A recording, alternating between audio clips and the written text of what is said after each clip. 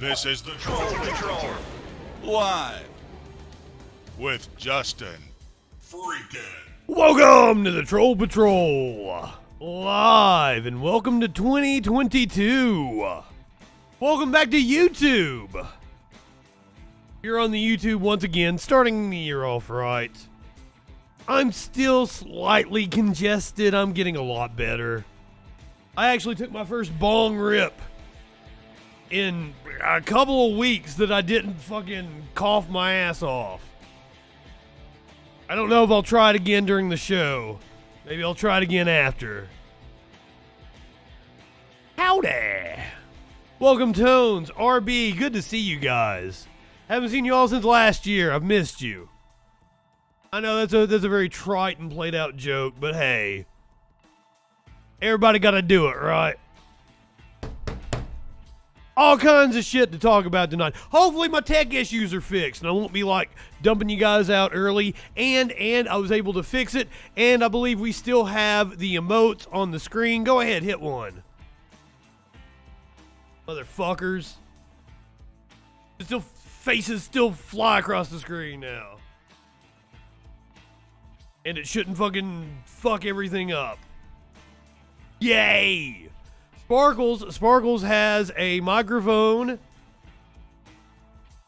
and a pair of like cat ear headphones coming for her setup and a new camera. So I assume she will be doing the mukbangs, and hopefully what happened on Friday night with her audio never happens again. Should we have to not be together, which she very well could be around a whole bunch of people that have COVID yet again this week. I love you, Professor. I will send your love to Sparkles. You might be around here in a little bit. You might be able to tell her yourself. So, crazy ass weather. Yesterday I had the fucking doors. I had the windows open. It was 75, 76 degrees here. It felt amazing.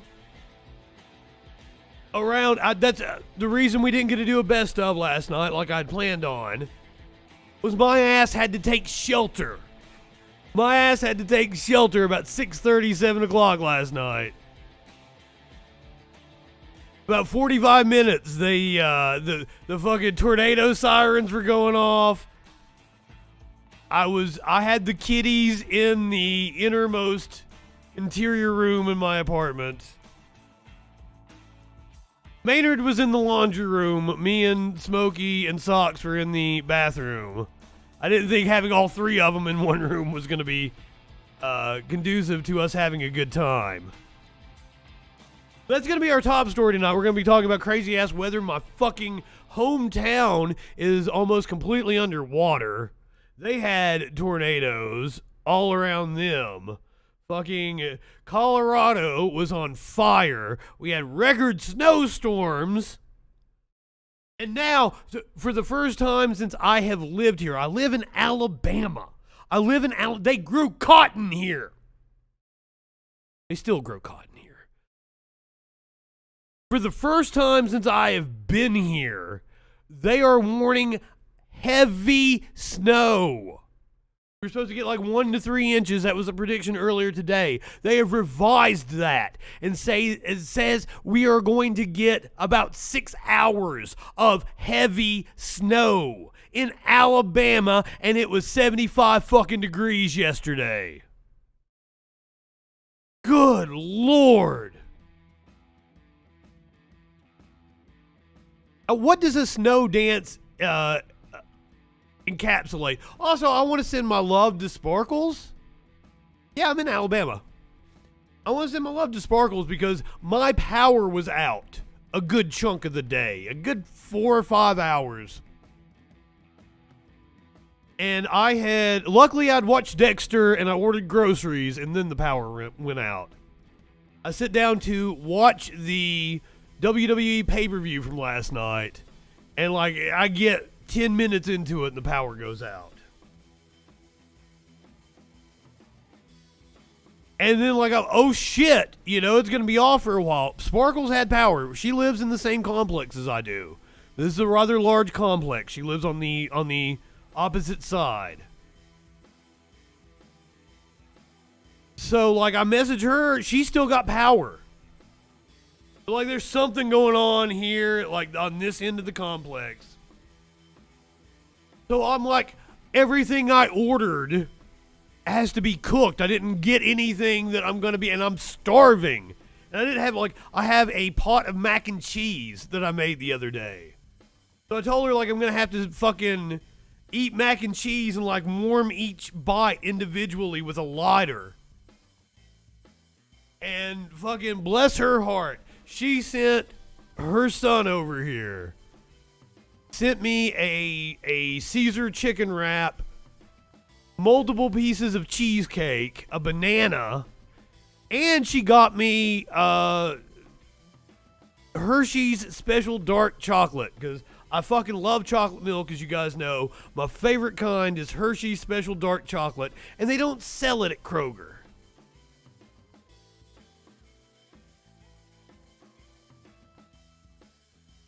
Like I was doing heroin.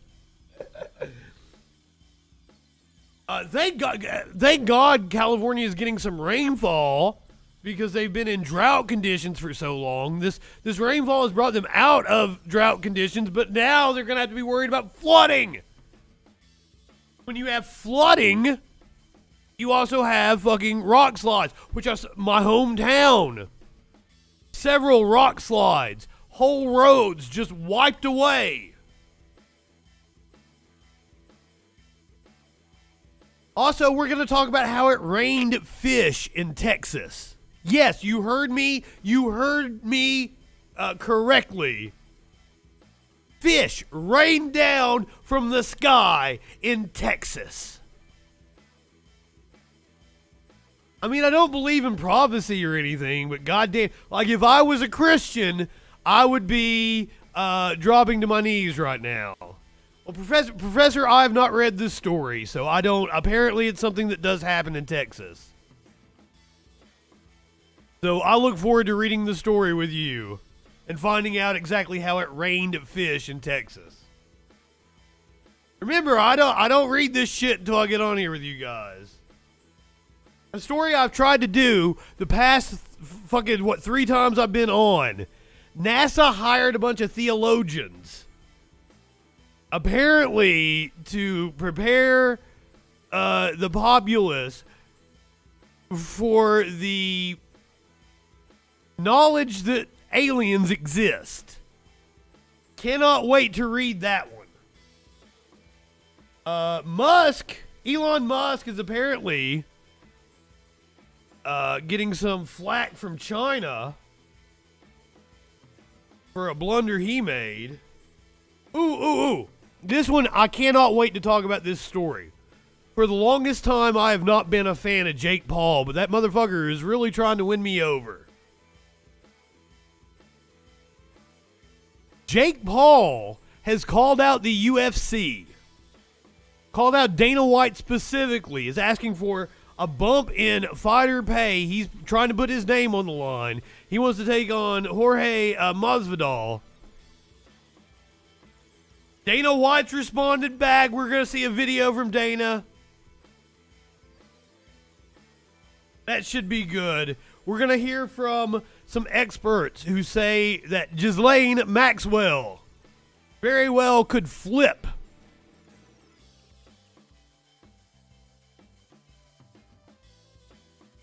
I thought I saw a story that said that the weather event had brought it out of drought conditions.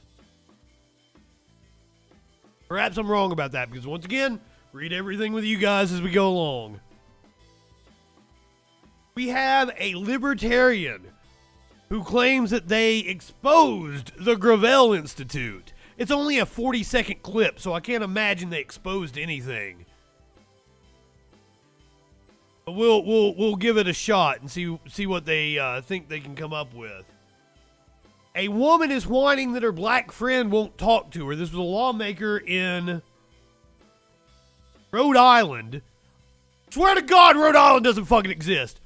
A lawmaker in Rhode Island says her one black friend won't talk to her anymore because of her support for an anti-CRT bill. I've got you some video of Ted Cruz's daughter talking about how she hates Ted Cruz too. Marjorie Taylor Greene suspended from Twitter earlier today. Let's see what else we got. Liz Cheney detailing Trump's involvement in January the 6th. Earlier today, I guess on one of the Sunday morning shows. Joe Rogan says he's not going to Canada and he has a hot take on January 6th. A teacher quarantined herself in the bathroom of an airplane after testing positive for COVID. Of course, we're gonna have all the updated COVID news going.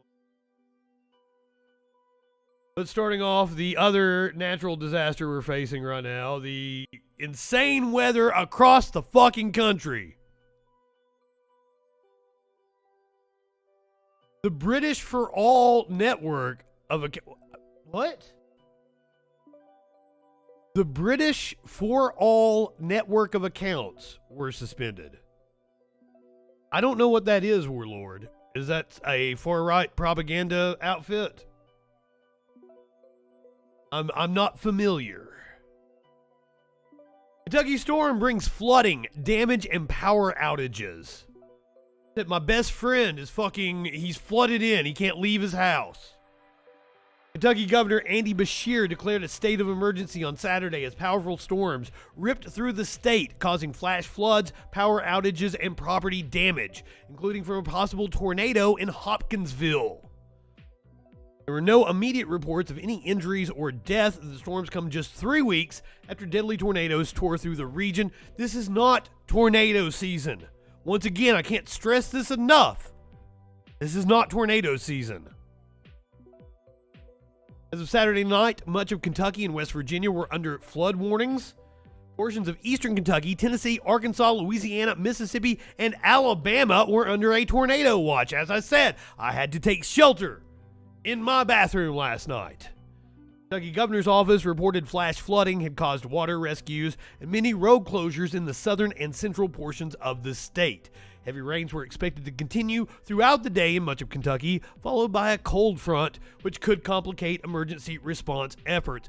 A cold front indeed that apparently is going to dump heavy snow on us starting in the next couple of hours.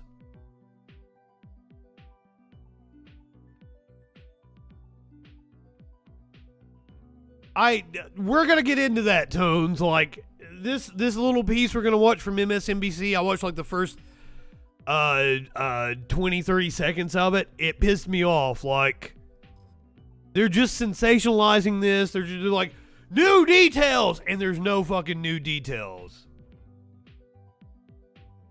Now we know that Trump was next to the kitchen. It's fucking stupid. But now apparently we are going to be seeing movement from the January 6th committee, and they are going to be divulging information in the coming weeks. So we'll see. Now let's talk about snowstorms. From the New York Times, travel delays are expected after record snow tapers in western U.S. Though the worst of the week's winter storms appear to be over, travel delays and extreme cold are expected to continue.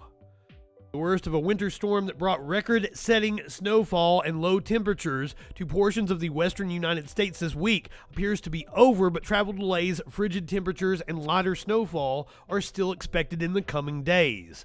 The National Weather Service in Reno, Nevada, said early Thursday that accumulating snowfall had largely ended, with a few snow showers possible on Thursday morning. This is a couple of days old. This is in California. This is the California-Nevada border on Tuesday. Trucks stopped on Interstate 80, the Sierra Nevada mountains. Of course, this is at the same time that the wildfires were raging in California. They have subsided. 2 people remain missing and are presumed dead as of this afternoon. One of the missing was a 91-year-old woman whose family had been trapped by the incoming flames. The blaze swept through several towns, destroying hundreds of homes and forcing thousands of people to flee. Boulder County Sheriff Joe Pell had said it was unlikely any of the missing would be found alive, but one person has now been found safe and well. The wildfire burned 6,000 acres across Boulder County, destroying at least 1,000 homes and businesses. It started under unusually dry conditions that came under control in part because of the snowfall. More than 10 inches of snow has fallen on the Boulder area and is now hampering efforts to find those missing. Images showed eerie scenes with charred buildings buried under thick snow. So we actually have video of one of these survivors. My husband was coming down the mountain from the ski hill, and he happened to coming down the mountain. The entire scene, and I'm sorry, I swear I'm not going to sing anymore. Bags. And I thought, there's no way it's going to jump the highway. It's a 6-lane highway. There's thousands of families. And by 20 minutes he got home, I was slowly packing because I really didn't think this was happening. And then we were in the car, and then and I was worried about my neighbor because she was so calm and she left so slowly. And then there was fire. We could see flames. We could see embers and smoke. We could hear over the police radio the cars were on fire. And we drove on the wrong side of the road to get out of Louisville, to get through to Lafayette, to get up back onto the highway, to get out of town. I don't know what we're doing next week. I don't know if our house is personally affected. I know our neighbors across the street are okay. What I want everyone to take away is that we had to make these decisions alone. I love my community. I think our school has been really on top of it. Sheriff Pell has been really on top of it. I need a warning system. I need to know where to go. I need a phone call. I need a Facebook page. All of these. I agree with what she's saying, but good Lord, like, how do you have a warning system for a freak occurrence like this? I don't know that anybody could have predicted what I don't even know what caused the fire. I mean, obviously the unusually dry conditions, but was the fire naturally occurring? There's a lot of unanswered questions here. Things I'm searching for in this panic moment, thinking I'm college educated, we have systems in place, and there was nothing there for 20, 30, 40 minutes. People are driving crazy, and I was worried that we were getting into an accident, getting out of town, and thousands of families. Don't make me sing, Professor. Without any warning, and we all got safely out of town, and that's a Christmas miracle. I know families in our neighborhood that have lost everything. Oh. Devastating. And if you watch the show on Thursday, we saw them evacuating from like a Chuck E. Cheese. The video is just surreal. Residents hit by the wildfire are coming to terms with what happened, in some cases returning home to find complete destruction. The cause of the wildfire is being investigated. Climate change increases the risk of hot, dry weather that is likely to fuel wildfires, and experts say that the fires in western North America have grown more intense in recent years. Yeah. Merkin, you're exactly right. We need a whole... that should be the Department of the Interior, but we're going to have to mobilize all of our resources. Fuck your Department of Defense. All of that money needs to be allocated to fighting climate change, clearly. This is a map of all the different wildfires.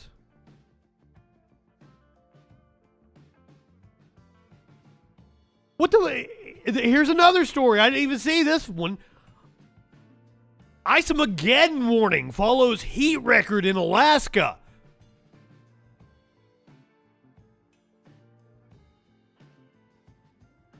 Ice-mageddon. And we definitely covered the story of the doomsday ice shelf. That motherfucker breaks off. We're talking like 3 or 4 feet at least of sea level rise instantly. It doesn't sound like much, but that's whole cities underwater.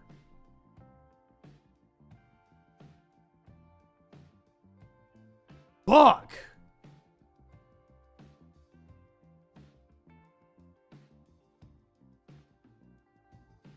I don't know how anybody can deny it at this point. I don't fucking know. Now, here's the story I'm sure everybody has been waiting on since I teased it at the top of the show. It rained fish over a Texas town this week in a bizarre weather event. Tones, there's no reversing it. Security video and there's no reversing. Like, all we can hope to do is mitigate it. There's no reversal of this shit in our lifetime. Absolutely not.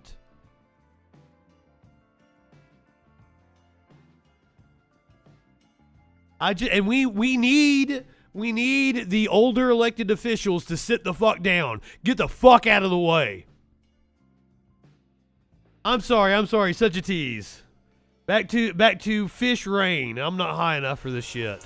security video at Discount Wheel and Tire in Texas shows heavy rain coming down on Wednesday afternoon. But to the surprise of many, more than water was falling from the sky. Then I guess it started hailing.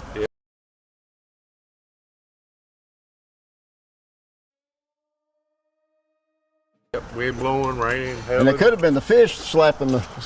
I was muted, sorry. Yep. The thing I said was, how's it gonna get weirder than raining fish? That's right. It was raining fish in parts of Texarkana. It's raining fish. I'm sorry, I'm gonna quit. I can't actually sing now that I have most of my lung capacity back. So maybe I'm just enjoying being able to talk.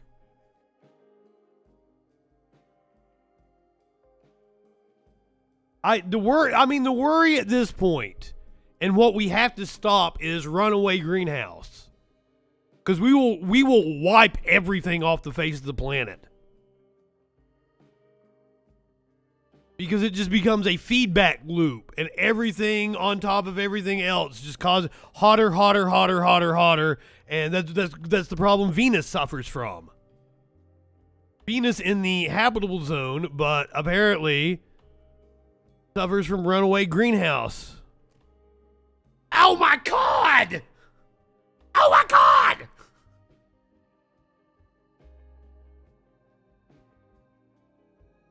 Yeah, they always bring up carbon capture. I'm like, that technology doesn't exist. That's not a thing yet. Do you know what carbon capture is? Do you know how you could really do carbon capture? Trees. You plant more trees. Well, he's here, too. Yep. That's right. It was raining fish in parts of Texarkana. I didn't know what to say. I thought it's pretty cool. I started getting me a bucket and start picking them up and using them for fishing bait. Fishy. Work here went from installing tires to removing dead fish from the parking lot. You see them all laying out there? They shine. Miles away on Magnolia Street, Jeannie Tucker. So you fuckers didn't believe me. You thought I was fucking with you. On top of her house. I couldn't believe it. I don't know when it happened. I've never seen it before. I've been torn them all apart. There's a lot of just pieces, like heads and bodies without the heads. Well, do we have an explanation, CNN?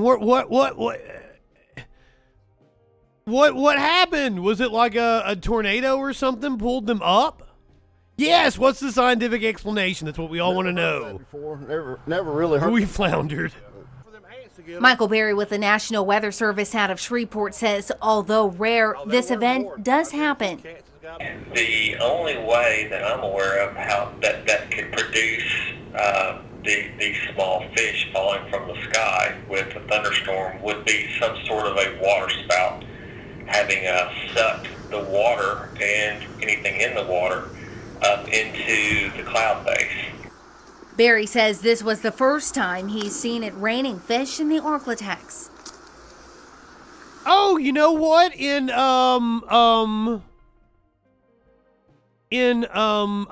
Watchmen, I think it rains fish. I think that's one of the things that happens early on. I really enjoyed the TV show. Apparently, the guy that wrote Watchmen doesn't like the TV show, doesn't like the movie. We do have the explanation here from Wikipedia, apparently. I mean, a water spout makes perfect sense. That's what I was thinking. A tornado is what I said. But that is not the technical name, I guess. A water spout is. Texarkana. That's such a cool name for a place, Texarkana. A rare meteorological phenomenon in which flightless animals fall from the sky. One hypothesis is that tornadic water spouts sometimes pick up creatures such as fish or frogs and carry them up for several kilometers. However, this aspect of the phenomenon has never been witnessed by scientists. Okay, yeah, that I hate commercial products too. I really do.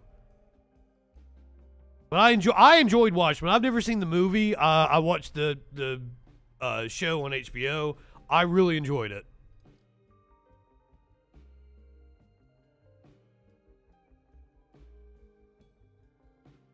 All right, I'm going to show you a weather event, but this one is actually kind of cool and not fucking terrifying.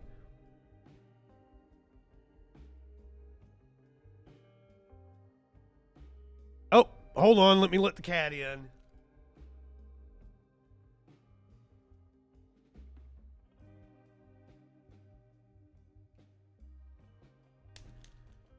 Oh shit, he looked like he had gotten a little wet out there. I'm sorry, buddy. He went out right before the show started. One time I went to a concert. I felt really bad. It was in January. It wasn't freezing cold. It would have been like 36, 37. And like he went out right before I left. Luckily, I just went to Nashville and I came right back. So I couldn't have been gone longer than 6 or 7 hours tops. Because a lot of times I'd go out with friends and shit after shows in Nashville. We'd go get pizza, have a couple of drinks and shit, and I'd drive back later on. But I left him out there one time. I saw Devin Townsend and Clutch. Oh, I'm sorry you got the ads. I didn't trigger it. It's a Twitch thing. That's what I get for being an affiliate. Sorry, guys. Yeah, I went and saw Devin Townsend and Clutch, and that was a really good show, but I left Smokey outside, so that I felt really bad about it. And he seemed really mad at me when I got back, too. Kitty. All right, these are light pillars. This happened in Kansas. They are an optical phenomenon caused when light is refracted by ice crystals in the atmosphere.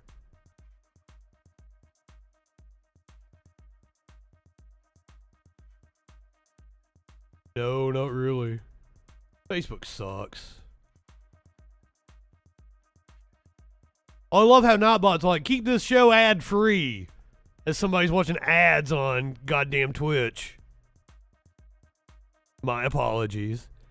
These light pillars are pretty cool. Once again, this happened in Kansas. Ooh, that is really fucking pretty. We're going to talk about aliens later on in the show. We're not to the aliens yet. Fucking gorgeous pictures. However, if you didn't know what was going on, that would look a little freaky to you.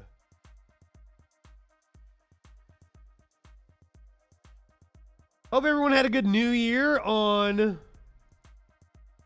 Friday night.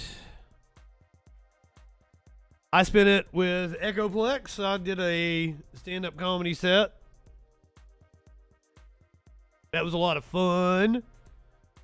after we knocked off early on the Freak Show because of Sparkle's mic issues. Somebody else who had a lot of fun on New Year's Eve was apparently Andy Cohen, who I guess he's the replacement for Kathy Griffin.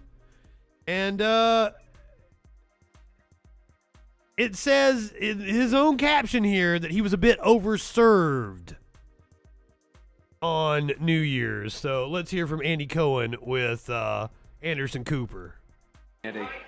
Watching Mayor de Blasio Don't go on a rant. do his Don't go on a rant. victory lap dance Don't. after 4 years of the This is how you crappiest want to start the term new year. as the mayor. Yes, I was like, everybody did a fucking magnificent job.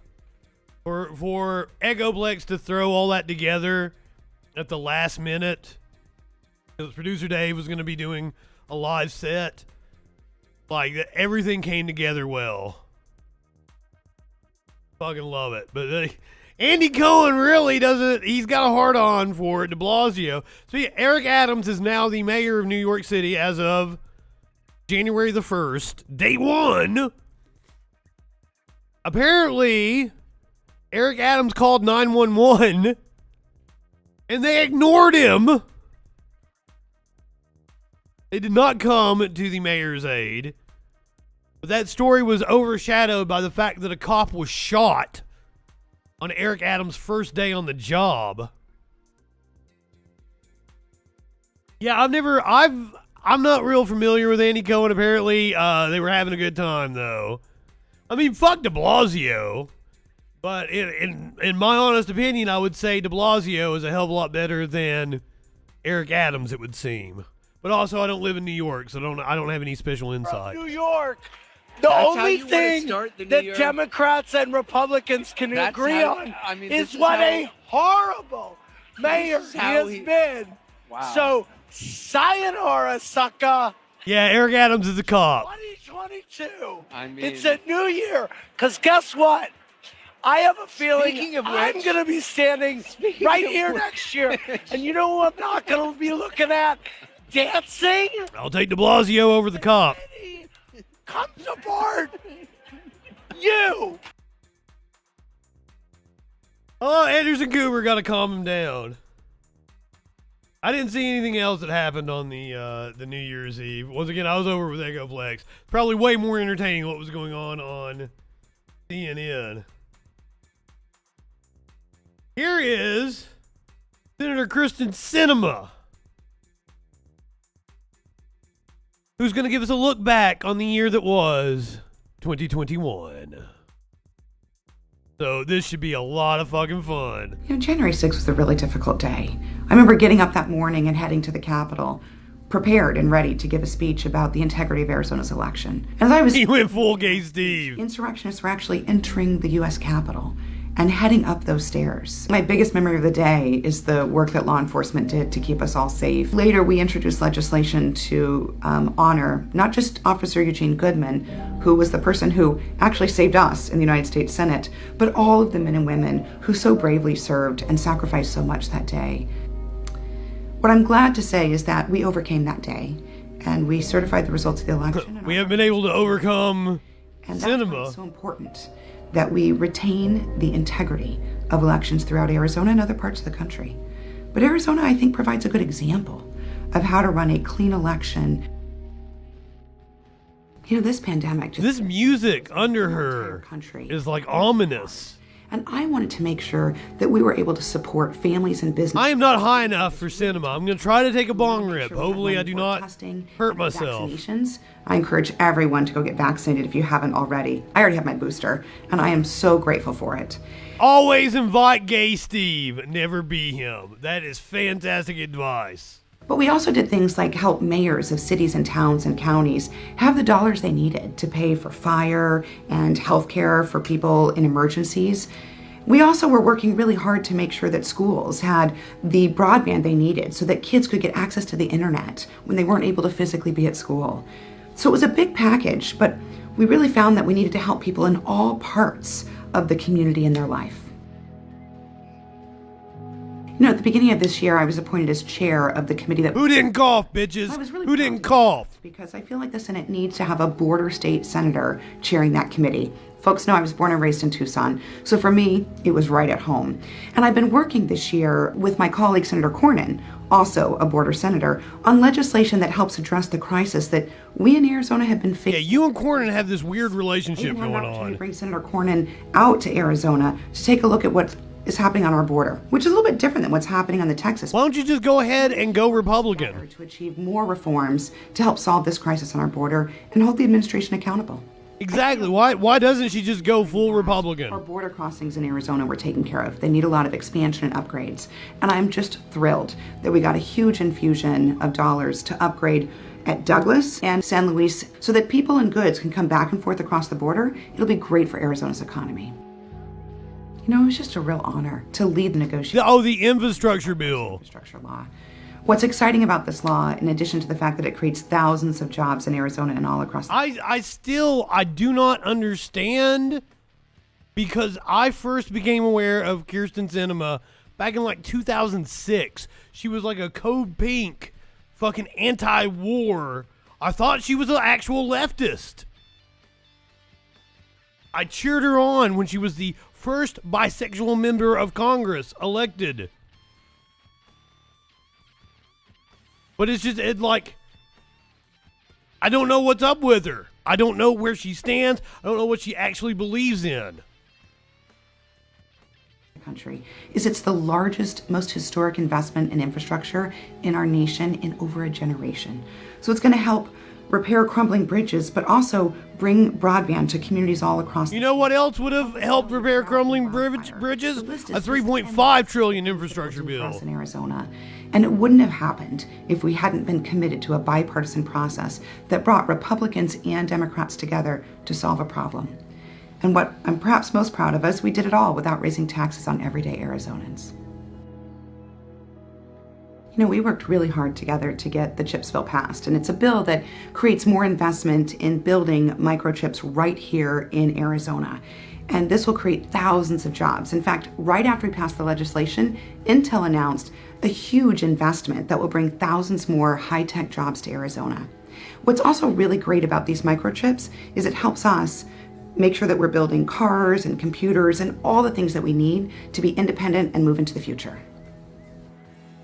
So even before the pandemic, I was working closely with our veteran service organizations in the VA to create telehealth opportunities in Arizona. So many of Arizona's veterans live in rural communities. This interview is interesting to me because she's not talking to the camera. She's not talking to us. And I think that's very indicative of her entire career. She's not talking to us. She's talking past us. Look at this. All the way to Tucson. You know, part of Senator... I don't, as a professional broadcaster, no. If you have a message, you talk to the fucking camera. You talk to your audience. Together to connect all the river communities throughout. This is wrong. This is very alienating. I wanted to make sure that we continue that effort. So I introduced bipartisan legislation to support the Rio Reimagined. Who the fuck is she talking to? Getting this done. Senator Sinema. You have a horrible communications department, ma'am. You want to see Andy Cohen make a ass out of himself some more? We can do that. Your mom. I gotta tell you something. Are you saying Sinema's my mom? My mom is way cooler than Kyrsten Sinema. Some of the good herb with you, and I want to play a game with you because you're so upfront about your smoking, and I want to play a game with you called Have You Gotten High There? Okay, I'm going to run through various locations, and I want to know if you have gotten high in them, okay? All right. Okay, this is fun. I like that. Have you gotten high? Yeah, I do too. Have you gotten high on a yacht? No, I've never been on a yacht. I'm going to guess Snoop Dogg has. I have got high there. Yes. I know the answer to this one because you talked about it on Watch What Happens Live. Have you gotten high at the White House? Never been to the White House, so I've Certainly not gotten high. I'm playing along in case you guys can't tell. And you do know that. Yes, yes, yes. Yes. You take your vape pen into the White House? At Martha Stewart's house. What is happening? He's asking me places I've never fucking been to. I thought this was gonna be like fucking, have you been high in Nevada or some shit? Like he's saying bougie shit. I can't play along with this. Yes, yes, yes, Yes. Did you get Martha high?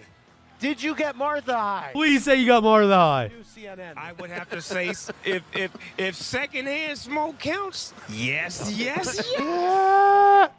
Okay, Snoop, have you gotten high at a bar mitzvah? I've never been to a bar mitzvah. You wouldn't believe me if I told you what that answer's going to be. Yes, yes, yes. I knew it. Wow. Because you were performing. Some rich guy paid you to perform at his kid's Yep. Yes. Yep. You were like, I am going to And get he told me to do whatever you want to do. Where am I? Right. Okay. Where am I? Okay. Have you gotten high at an NFL football game? That's a yes. Yes, yes, These are too easy. Yes, you did. Okay. I bet Martha had some brownies. At an award show. He just doesn't want to tell on her. He doesn't want to ruin her image. She gotten high. You're doing that in the mic, and it's. I'm sorry. Yes, you have. Okay. Look at he's scolding Anderson Cooper. Yeah, at the Oscars. I've never been to the Oscars, but when I do go, you Okay. better know that Matt and Trey did some fucking acid at the Oscars. Put that on my hit list, Andy. Oh, I've gotten high in the now space many, many times. We're a Battle of Awesome. We are playing Have You Gotten High There with Snoop Dogg. I was trying to play along, but Andy Cohen keeps saying really bougie ass places. Like at Martha Stewart's house, the White House, on a yacht. And I'm like, I've never been on any of those fucking places or been to any of those places. So I can't play along with this little game. I was really wanting to.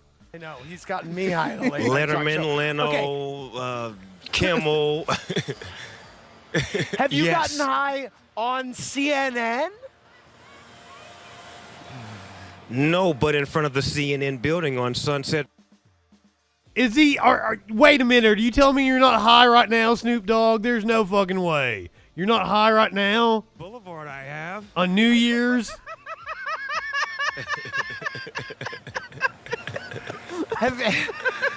Snoop, have you gotten high at the DMV? That would be a no. I've been high at the DMV. Let me ask you this, and then I'm going to wrap out of this game. Have you gotten high at a brisk?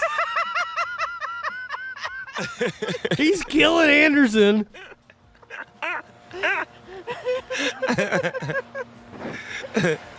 Have you? Yes, yes. Yes, yes. No. No. Wow. That's where you cut the little kid's dick, right? Of all dogs we talking about, Andy? Oh my. Wow. Wow. What the fuck? I love you for a million reasons, but your answers in that game. Do you want to? Can you remind us who was in office when you got high at the White House? Because it is CNN, and I need to ask these questions. Yeah, it was a president that got the same complexion I got. It was Obama, clearly. Okay, I think I know what you're talking That's about. the clue. And they had yes. chicken wings and greens on the menu that night. All right, all right. Oh, shit. Snoop Dogg, I love you so much. I can't wait to see you again to Andy wants to give him a big kiss. this brilliant performance tonight. The Go Big show debuts next week. Happy New Year, man. Happy New Year, I hope Snoop. it's a great New Year for you. There you go.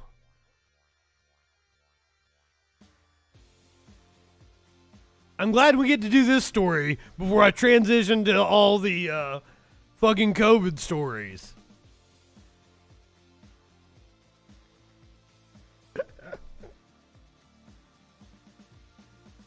Chicken wings and greens. I mean, fucking greens are good.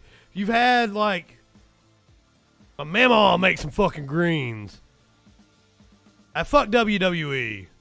Fuck no. You Battle of Possum, you gotta stick around. We're doing Jake Paul versus Dana White later, and this is fucking fascinating. This whole fucking throwdown is great. But before that, we gotta do actual news. That's when we get to the fun part of the show later. Former CDC director explains the shift in COVID-19 represented by Omicron. The latest COVID-19 variant leading to record numbers of cases worldwide. A top infectious disease expert says the virus is undergoing a major shift. Dr. Robert Redfield, the former director of the Centers for Disease Control and Prevention, says COVID-19 will continue to evolve, becoming more transmissible but less likely to cause serious illness. The Delta variant, that virus replicates in the upper and lower respiratory tract in the lungs, causes a lot of lung disease, and many of the 800,000 deaths that we've had have died because of pulmonary insufficiency.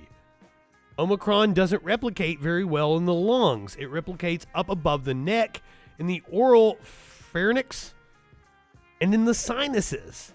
And as a consequence, we're not seeing as much of the serious pulmonary disease. I'd read that elsewhere, that it's not attacking the lungs as heavily, and that's why we're not seeing as many deaths.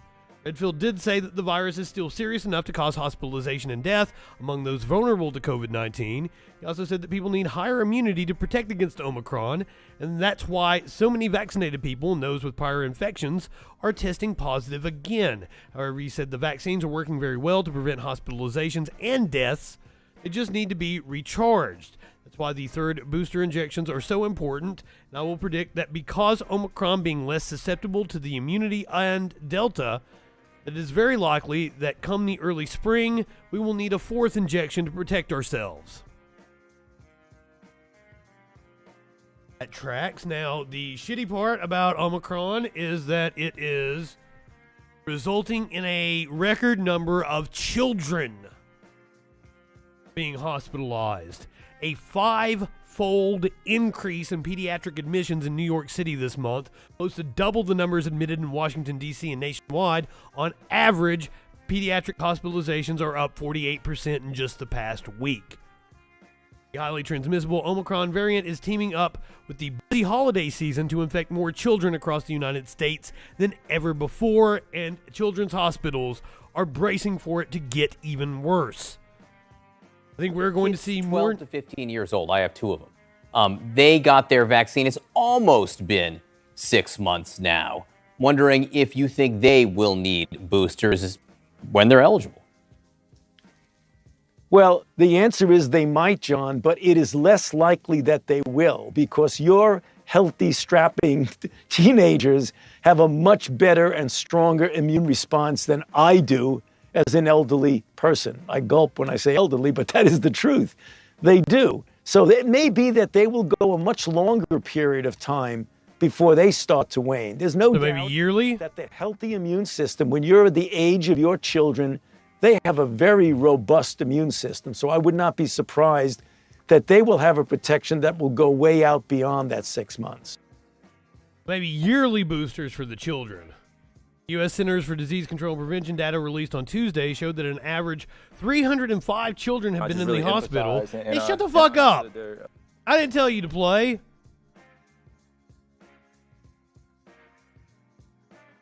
This is more than a 48% increase from the previous week and just 10% lower than the peak average of 342 children in the hospital that was seen at the end of August and early September. Across the country, pediatricians are bracing for a busy January.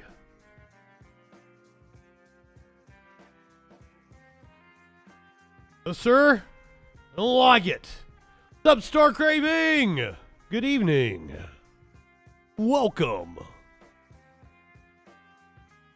Now, the CDC, which says that you can wipe back to front now, says that you can eat the silica packages inside of your coat pocket as long as you go to work. The CDC may soon demand a test to leave COVID isolation, which Why was that not already a thing? As the COVID-19 Omicron variant surges across the United States, top federal health officials are looking to add a negative test along with its 5-day isolation restrictions for asymptomatic Americans who catch the coronavirus. This is according to the White House's top medical advisor. Dr. Anthony Fauci said the Centers for Disease Control and Prevention is now considering including the negative test as part of its guidance after getting significant pushback on its updated recommendations last week. Didn't I say start craving? Or are you just fucking with me? But if you're still testing positive, you're still contagious. So why you should be required to have a negative test to test out of quarantine, I would think. It seems logical.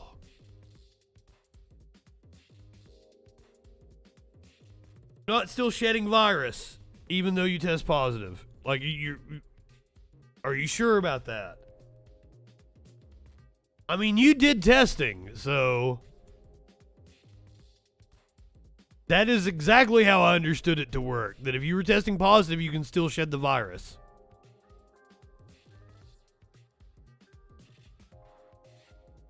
I totally have tinnitus. Well, freedoms. A Chicago teacher quarantined in a plane's bathroom for 4 hours. 4 hours. Oh, now we gotta... Wait, what? I don't know, like, why was there a dispute about how to say start craving? We're all mad here.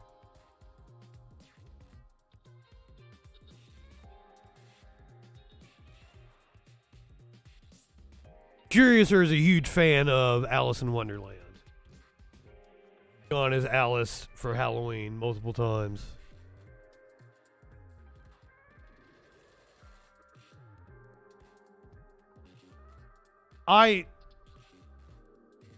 Some of you have really weird screen names and it's hard to like call you by your name.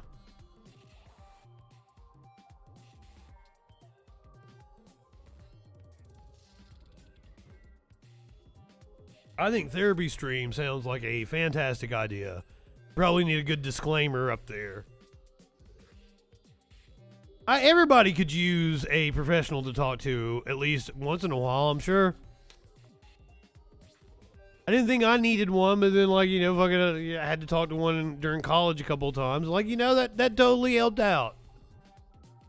It's good to sit and talk to somebody that knows what they're fucking talking about. That you can,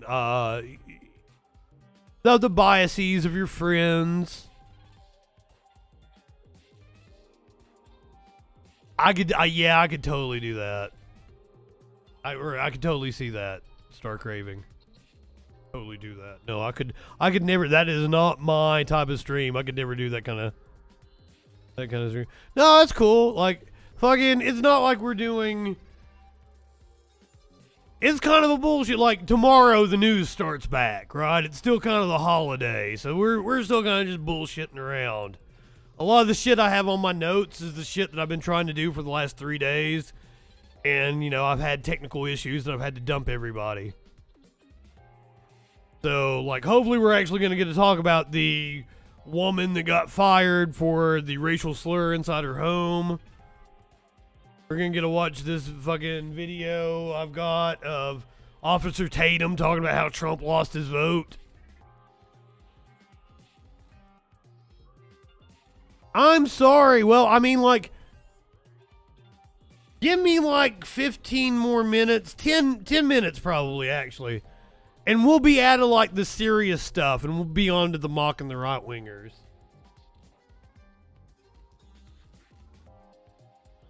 Yeah, like, it's not a lot of, like, serious news tonight. Yeah, I've got, like, work tomorrow. And also, like, I'm going to go back to actually doing all the shit that I like, putting my notes up on Patreon and doing the freaking news every day. I'm back on YouTube tonight. All my YouTube shit is clear. The freaking news starts back tomorrow. And I'm on Facebook, so I can put it up on Instagram and Facebook, and it goes out on BitChute, blah, blah, blah, blah, blah. I'm back at full power. Off indefinitely. Did something happen to one of your patients? That sucks. Sparkles might not be able to head to work tomorrow because we're going to be, like, covered in fucking snow. We live up on a mountain, and they shut our fucking road down when it just flurries. Because, you know, Alabama doesn't know how to handle the snow. Oh, wow, your patient's in the hospital. Oh, that sucks. Not coronavirus, I don't know what rhinovirus is. Am I going to have to look this up? Sweet home Alabama. Leonard Skinner was doing like a homecoming show like a few months back, you know, into the summer or some shit. Oh, it's the common cold. Well, shit. That has nothing to do with rhinos. But Leonard Skinner was going to do like a homecoming show here a few months back. Had to cancel it because they got the COVID. Had to pull Roman Reigns from the WWE event last night because he got the COVID. That pisses me off because Roman Reigns is a 2-time leukemia survivor. Fucking WWE should have took much better care of him than to allow him to be around people and get the fucking COVID. I'm so goddamn pissed about that.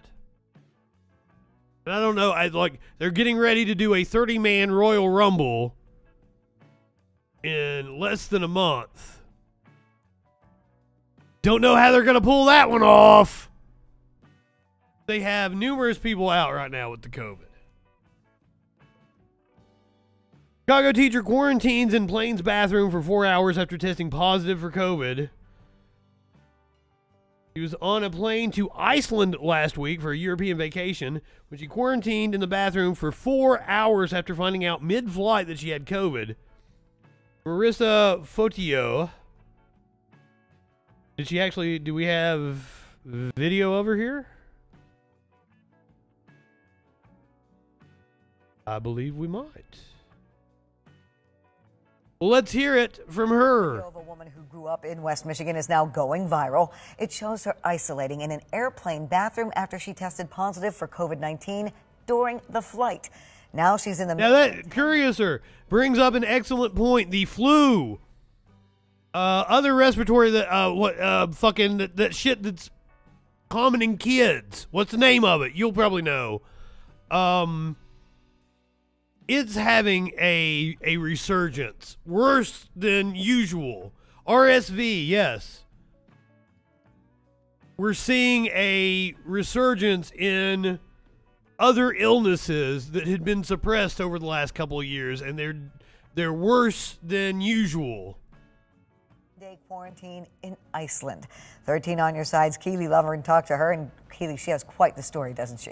Yeah, definitely, Juliet. It was really interesting to talk to her. She's still in her quarantine room in Reykjavik, Iceland, and this video on TikTok was posted back on December 20th, and it's now been viewed almost 4 million times.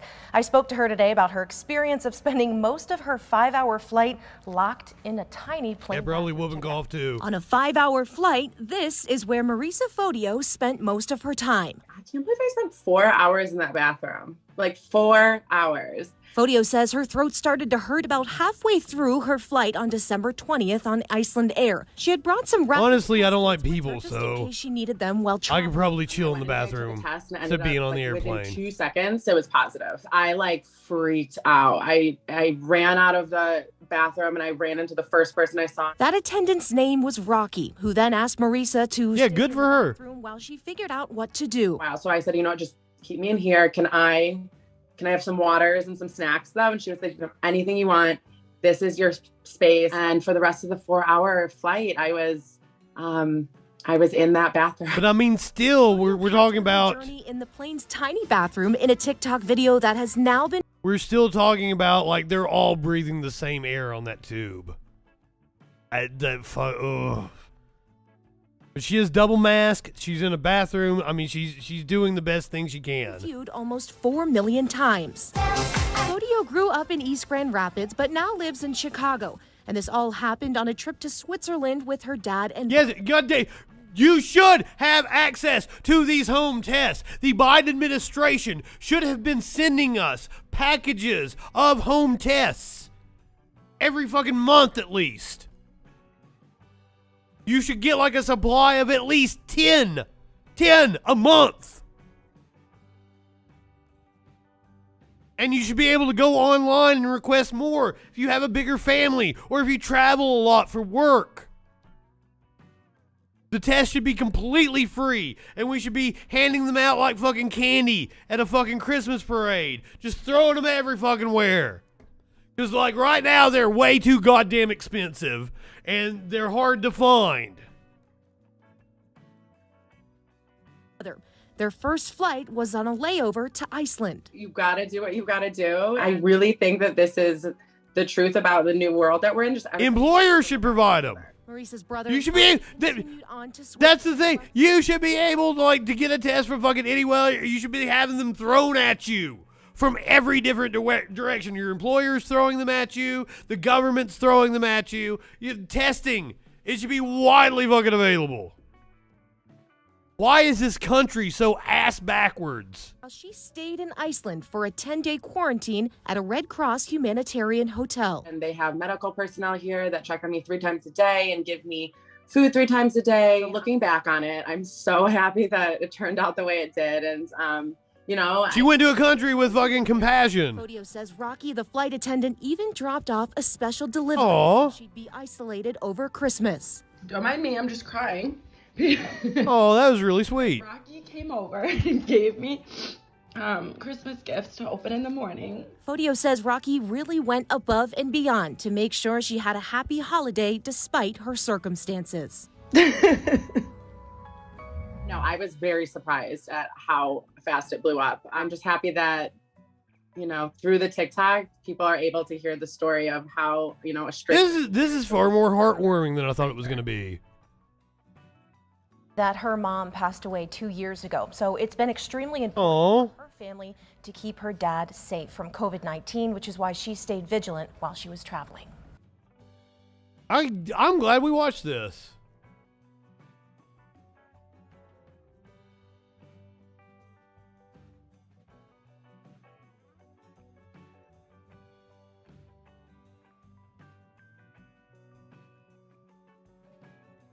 But we have fucking idiot ass watching me get fucking taken off of YouTube first fucking day back.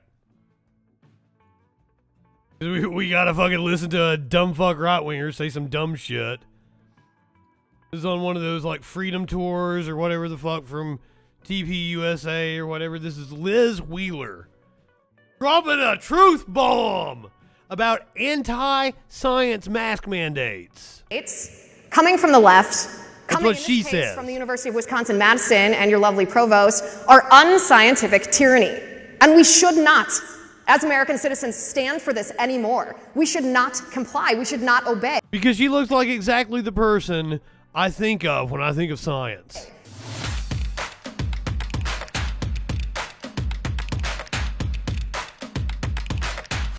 The mask mandates are tyranny. They're certainly hypocritical, but what's worse? This is not endorsed by this show. They actually contradict the science. This isn't the beginning of the pandemic when we don't know which things work and which things don't work. We know for a fact, a scientific fact, that cloth face masks, what's the point? They provide about 20 to 30% efficacy, ma'am. You have to rate these things on a scale. Now notice she's smart enough to know. Listen to the way she parses it. Cloth face masks, what's the point? They have about 20 to 30% efficacy. Wear 2 cloth face masks, you've got about a fucking 40 to 60% efficacy. That's better than nothing. That's better than nothing. And if you're going to be outside around people in somewhat of a crowded area, a cloth face mask is probably fine. Outside. We don't need them. They do nothing. And lest there be anybody in the audience who in a little bit is going to want to ask a question about this, let me drop some facts here. Let's hear your facts. A study that showed that aerosols, being different than droplets, of course, aerosols are microscopic. 90% of aerosols penetrate a cloth or a surgical mask. 90%. And COVID-19 is transmitted through aerosols. 90%. So, pointless to wear a mask. Yeah, you wear an N95 and a cloth over it. Perfect. That is a very good suggestion. I've wore a surgical mask. I don't go out much anyway. When I went to vote, I wore 2 surgical masks. I have N95 masks, and I bought them when I thought I was going to be in the hospital with my mom. I would probably wear them if I go out now, but I do not go out. So I'm doing my part, and it pains me to, for the most part, most of my friends have been incredibly responsible and chilled out, but I've seen friends that are taking vacations, that are playing shows, that are doing stand-up still. I'm like, please don't. There's also the matter of masks being fitted to our face. I know when I wear a mask, for example, I try to have as many vents as possible in it so that I can actually breathe properly. Well, a study says that if you have just a 1% edge gap, if it doesn't fit exactly on your face like a suction cup, a 1% edge gap leads to 50% leakage of aerosols. A 2% edge gap leads to 75% leakage of aerosols. Do you know what percentage of leakage are in the regular? It's like, here's the thing, is you go out to a fucking store, you're not going to be blasted with aerosols, ma'am. That's what the social distancing is about. You're not going to be right up against a fucking person. That's why you stand 6 feet away from them. These numbers are useless for what we're talking about. Masks that we're forced to wear, like on buy war bonds. 90 to 95% leakage. So what's the point of all this? The point of all this is that these mask mandates coming from the left, coming in this case from... The point of all this is if you are like a gamer, you understand when you pick up a piece of armor has like a 5% better fucking rate of blocking or provides 5% more vitality. You're going to put that on because 5% is better than the 0%. Why wouldn't you do the same thing in life? University of Wisconsin-Madison and your lovely provost are unscientific tyranny. And we should not. No. You're the one that's being unscientific here. We should not comply. We should not obey. Because as long as we do obey, they're going to keep pushing. But the minute... Her argument amounted to, well, it's not 100% perfect, so why would we do it? We shouldn't comply. That makes absolutely no sense, ma'am. That's goddamn stupid. Do you want to know what I say? Right-wingers are morons. We refuse to comply. Then they're going to be forced to pay attention because... if they work in the private sector, their jobs will be at risk. If they work in the public sector, their jobs should be at risk too. Was it Wisconsin she was talking about? Because I've ran into a lot of lunatics from fucking Wisconsin. As I worked for a fucking podcast network out of Wisconsin, and the shit they would say on their podcast just, they said John D. Rockefeller was a secret communist. And I about fell out of my fucking chair. Like, you don't know what fucking communism means then. And they're big on homeschooling. They're really like this sect of right-wing nut jobs that seem to come out of Michigan, out of Wisconsin. Like my buddy Jake Jacobs, who apparently is not going to be having me on his show now because he added me as a friend on Facebook, and I couldn't help myself, and I trolled the shit out of him, and I argued with all his friends and called them all dumb fucks. So he posted, should old acquaintances be forgot and never thought upon? I've had a number of people message me or text me asking who is this Justin Muffins guy, Justin FREAKIN, a proud lefty troll who watches my show and wants to debate. At first I said no, but then asked to bring him on my show next year. I'm having second thoughts as I find his hardcore leftists like muffins are lost in a bizarre world of cognitive dissonance and feelings ruling over facts. Really weird thing for him to say. It makes me think of the World War II song that goes, you've got to accentuate the positive, eliminate the negative, latch on to the affirmative, don't mess with Mr. In-Between. I don't know what the fuck any of that means. Maybe it's time to eliminate the negative and I stop messing with Mr. Muffin Man. What say you? Of course, I also fucking trolled that post as well.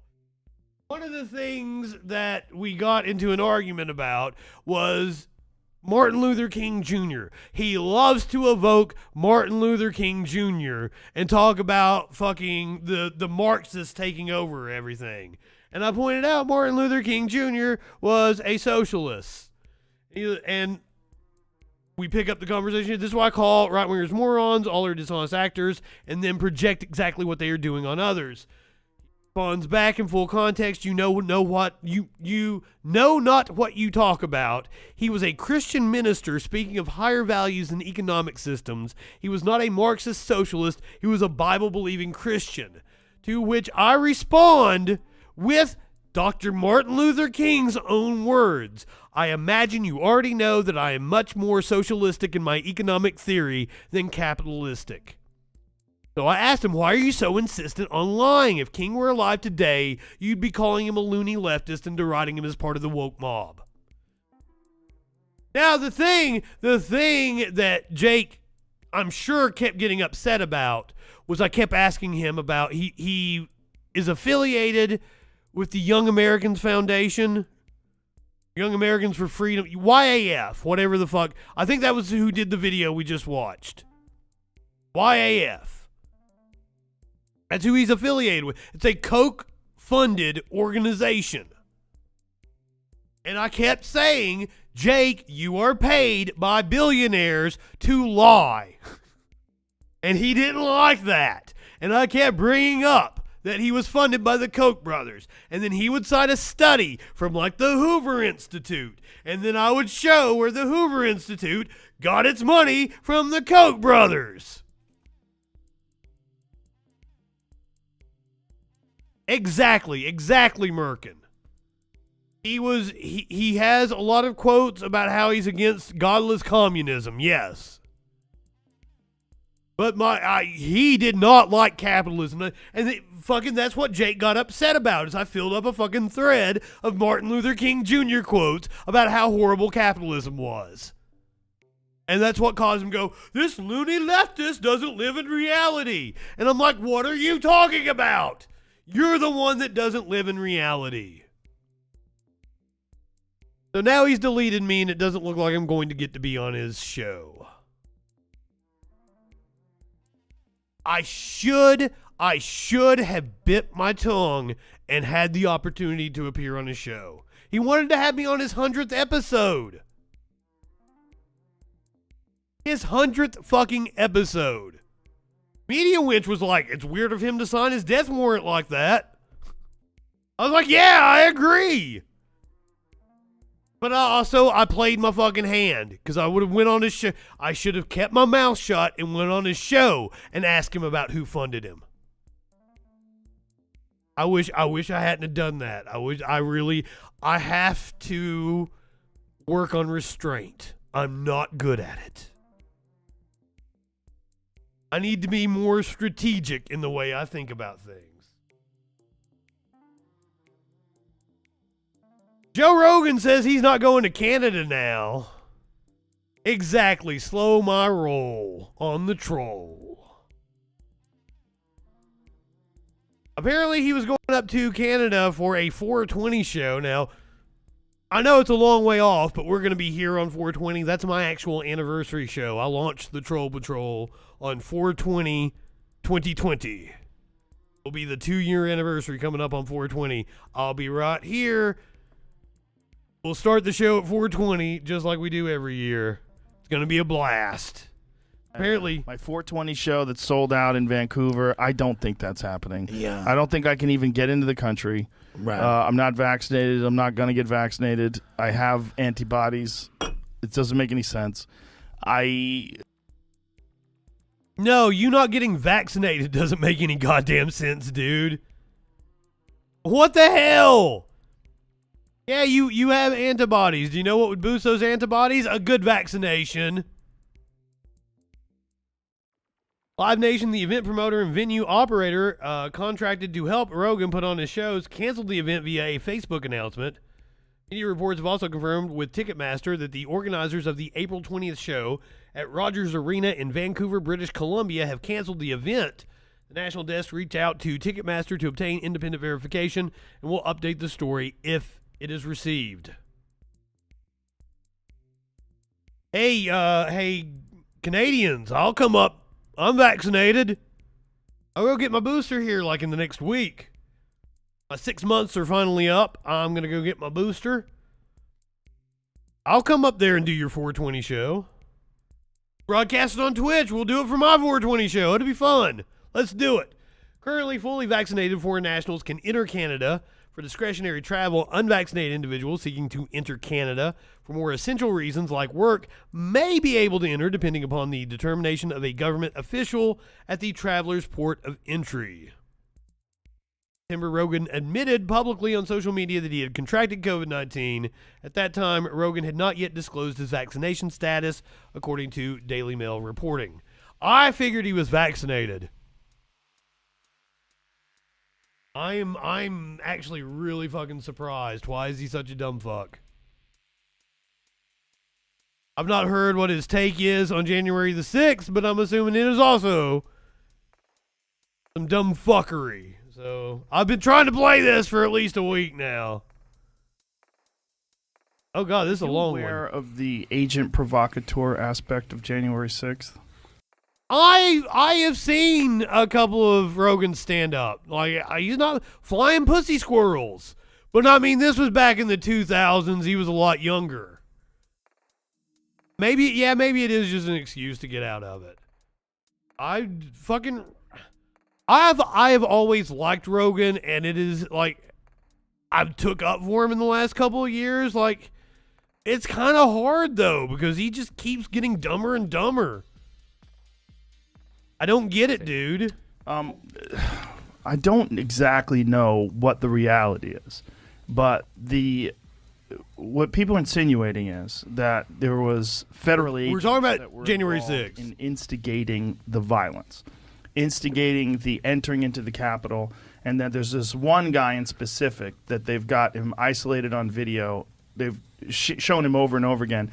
He's faced no legal consequence. Yeah, it does keep getting more and more like the humidor, doesn't it? Exactly who he is. All these other guys are in jail. All these other guys who got into the Capitol, I mean, so many of them are facing like these massive federal charges and 4 years plus in jail. This one guy is like, we have to go. The part of the thumb. Back. We have to get inside there. And people start calling him a Fed in one of these videos. And I think he like takes off and runs away. But this is what it seems like. It seems like no, it doesn't. This is something that governments have done forever, right? You take a peaceful protest. I absolutely believe that Trump had an agent provocateur. And that is something that has come out. It has been speculated that the National Guard wasn't deployed because they were afraid that a segment of the National Guard was going to turn and go with Trump. I believe that there were federal agents that were on Trump's side in the crowd. Yes. We know there were plenty of law enforcement in the crowd, off-duty law enforcement. We know there is a segment of the FBI that actually backed Trump. Non-peaceful, a violent protest, smash windows, light things on fire, then you can send in the troops and you can clean up the mess, and then you don't have any protest anymore. This was the World Trade Organization in Seattle in 99 or whatever it was. That's what they did. And it's been documented that is what happened. I mean, like literal government agents went in wearing Antifa outfits and this is pre-Antifa, right? Smashing windows, lighting things on fire. Yeah, they do it to the left, not the right, dude. Well, this guy, do you know about this, Jamie? You know, see if you can find it. Because it's a curious case of this one particular individual who's like a curious yelling case in these various groups that we have to get in there. And he did it pre-January 6th. He did it during the January 6th thing. But like him focusing Like, in on this one dude going on here? takes away from, the Proud Boys, the 3%ers, all the militias that were organized throughout January 6th people that we know about. Insisting that we have to take this further and we have to go inside. And then if you find out that those people are actually federal agents that are doing that, you're like, well, what is happening here? And how is that possible? And how is this legal? That's a problem. Yeah, I mean, I haven't seen this one. Well, it's also a problem that you're kind of talking out your ass and don't really know what you're at the George Floyd discussing. I think they found. And you gotta be like, hey, Jamie, can you look up that headline I saw somewhere? I think that was like a rogue human, but no, I'm not sure if that's true. But so this is where it's interesting in this case. I don't know the case at all, but is it that somebody in government actually initiated him doing it as an agent provocateur to shut down the protest, or was he someone who happened to be in government who was himself radicalized, who acting on his own because of radicalization did the thing? Or is he an agent provocateur, but he's doing so independently just because he's a fucking psycho? Some firemen start fires. Right, but notice that it's a real thing. Whichever view you have, you probably had a motivated interest to see it that way, right? Yeah, I didn't have any view on it. Right. That's the thing. I'm looking at it like this, like, what is it? What is this video? Yeah. I'm watching this guy, like this one big, beefy-looking federal agent guy, telling them they got to go inside. This one big, beefy federal agent-looking guy. And he's like, I'll tell you what we got to do. We got to get inside there. I don't doubt that there is a couple of pyromaniacs. Like, what the fuck? These guys that work as firefighters. But he's doing it like multiple times. Fucking like Dexter being a fucking serial killer that works for the cops, right? Agencies doing that kind of shit. Totally. Because But that's fucking rare. That's an outlier. This is like these group of fucking psychos. Like, we got to stop this from. That's what like escalating. Hey, Joe, you don't know Roger Stone? You can't bring him on and talk to him? Created a green zone. He'll probably tell you every fucking thing about it. Meet Ray Epps. Fucking ad clicks. Meet Ray Epps, the Fed-protected provocateur who appears to have led the very first 1/6 attack, January 6th attack on the U.S. Capitol. So let's watch some of this because it's fucking crazy. It's really weird. This guy is doing this like over and over and over again. There's a video of it, but this is an article about. So this is an article that's. Yeah, what are we reading from? We'll find the video because the video is fucking strange. Ray Epps video. Here it is. Like this. Well, that's 20 minutes long. Well, just watch. We'll see some of it. Oh, these are guys that are watching it. What about that one? It's goes to a website. These are on Twitter. Arrest Ray Epps. So some people are hip to it. But most people, like including you guys, have no idea that this is a person, right? You've never heard of this before. What terrifies me is the solution of this is Well, I'm trying to find out what the fuck you're even talking about. My fucking browser's not working. Happens. That scares the shit out of me because that seems to be where there's that fuck. Let's play this. The Capitol. What? Tomorrow? But do it from the beginning. Tomorrow, we need to go into the Capitol. Into the Capitol. What? Tomorrow? Hear the what? I don't even like to say it because I'll be arrested. Well, let's not say it.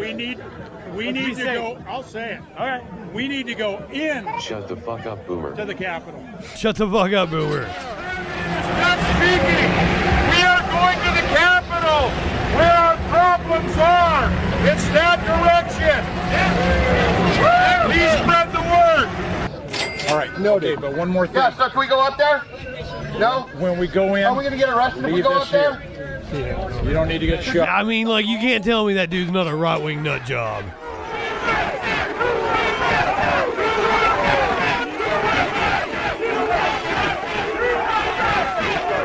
Okay, I think we see enough. There's a lot of instances. It goes on for quite a while. There's a lot of videos of this guy, which is really fascinating because I think these methods that they've used forever are kind of subverted by social media because Let's get the real story here. What is...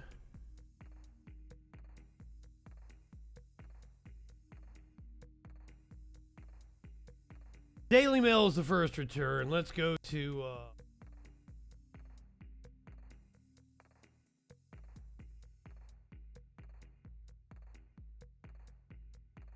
My Firefox over here is being...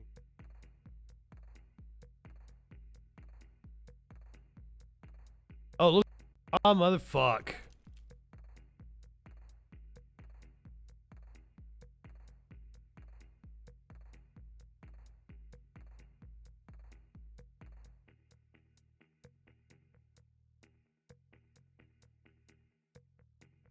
I might have to drop you guys. It's bouncing back and forth pretty hard. See if it stabilizes.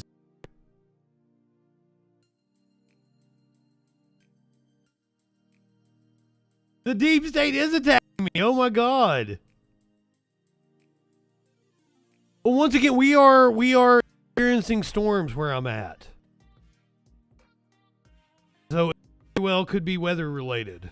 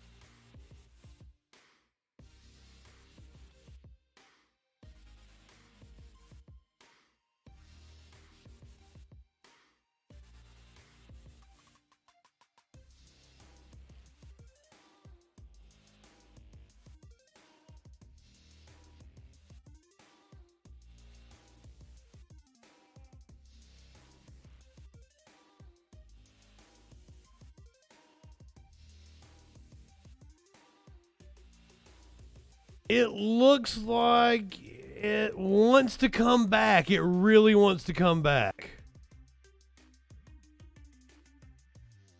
Yes, can we please just watch the demise of our country in peace? It's wanting to come back, but it's not.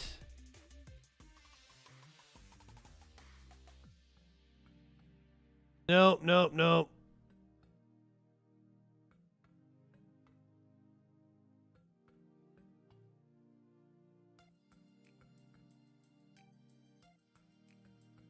I'm green light again. Am I back with you guys? Let me know what's going on. It was just the internet started bouncing back and forth there. I'm in the past now. Yeah, that probably did it probably did do a number. You guys will be like behind me. All right. We'll see if we can continue. Little journey here. I believe we are. I'm showing green light on my end. Everything looks good. You guys good? Everybody good? I'll take a hit here. We'll wait just a second.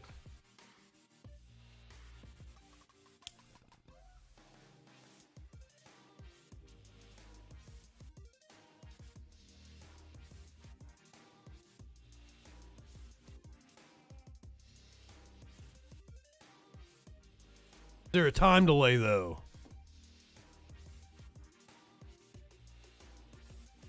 Always hate those time delays. I like being able to talk to you guys. Yay, Sparkles can hear me. You should be able to see me again now. So, the ex-Marine accused of being an FBI plant sent to help incite the January 6th Capitol riot refuses to answer to right-wing conspiracy theory. Ray Epps, a Marine veteran, was seen in video urging a group of Trump supporters in Washington, D.C. to go into the Capitol. The Daily Mail located Epps, 60, who was at the center of a conspiracy theory alleging he was an FBI plant sent to help incite the deadly riot. Epps is the former president of the largest chapter of the far-right anti-government militia group, the Oath Keepers.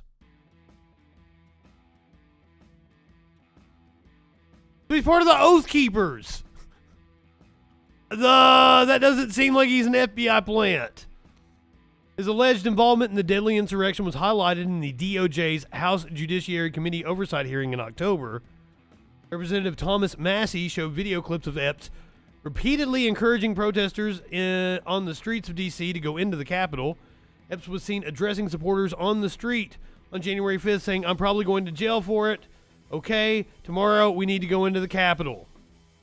There is no evidence that Epps, a sergeant in the military, ever entered the building himself, and he was never arrested in connection to the siege. Driving a golf cart around his small and immaculate desert ranch, Ray Epps appears a man in his element. Cattle graze contentedly. As he makes his rounds of the property, he's transformed into a thriving wedding venue. Because not only is Epps 60 a genial host of rural weddings, he's also the former president of the largest chapter of the far-right anti-government militia group, the Oath Keepers, was seen urging supporters to go into the Capitol on the day of the deadly insurrection. I mean, he seems like a normal Trump supporter to me. He was named as Suspect 16 when the FBI published images in its Capitol Violence Most Wanted list of people to identify 2 days after the insurrection. However, a dramatic twist has now seen him accused of an altogether different and unproven allegiance, that of an FBI plant. Suspicion has fallen on him for some right-wing quarters, speculating a fringe theory that he was sent out to help incite the riot on behalf of the federal government. Someone the fucking toget. Chalky milk. Somebody make her a chalky milk fucking command there. I already drank my chalky milk. I had it at the beginning of the show. I've demolished it already.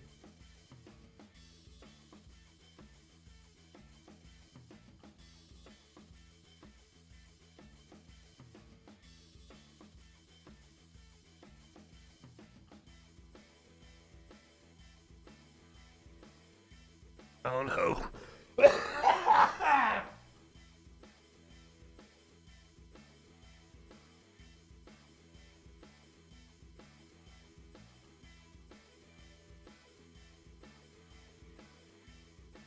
I'm gonna guess the reason why he's not in prison is he probably has a really expensive lawyer, and he probably like fucking turned on everybody. He probably is a state witness. Some of the far right hypothesized that the motive was to frame Trump supporters as domestic terrorists.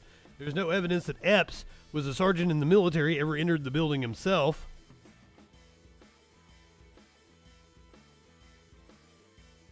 When the Daily Mail arrived at the property in Quinn Creek, 30 miles southeast of downtown Phoenix, to give him an opportunity to confront the extreme speculation, he bluntly refused to discuss it. "Get off my property!" As we endeavored to further explain, he repeated, "Get off my property!"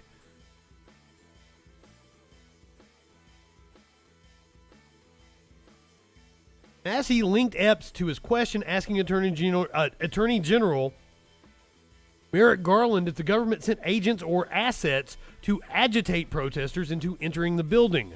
Garland said the Justice Department does not comment on pending investigations. The first video played to the committee, Epps is seen in the street on January 5th, saying, "In fact, tomorrow, I don't even want to say it because I'll probably be arrested. Tomorrow we need to go into the Capitol." On the same day, he is recorded saying, "I'm going to put it out there. I'm probably going to jail for it, okay? Tomorrow we need to go into the Capitol. Into the Capitol peacefully."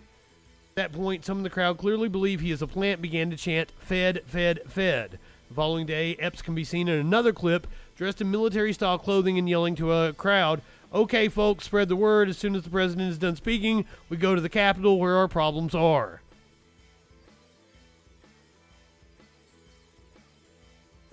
So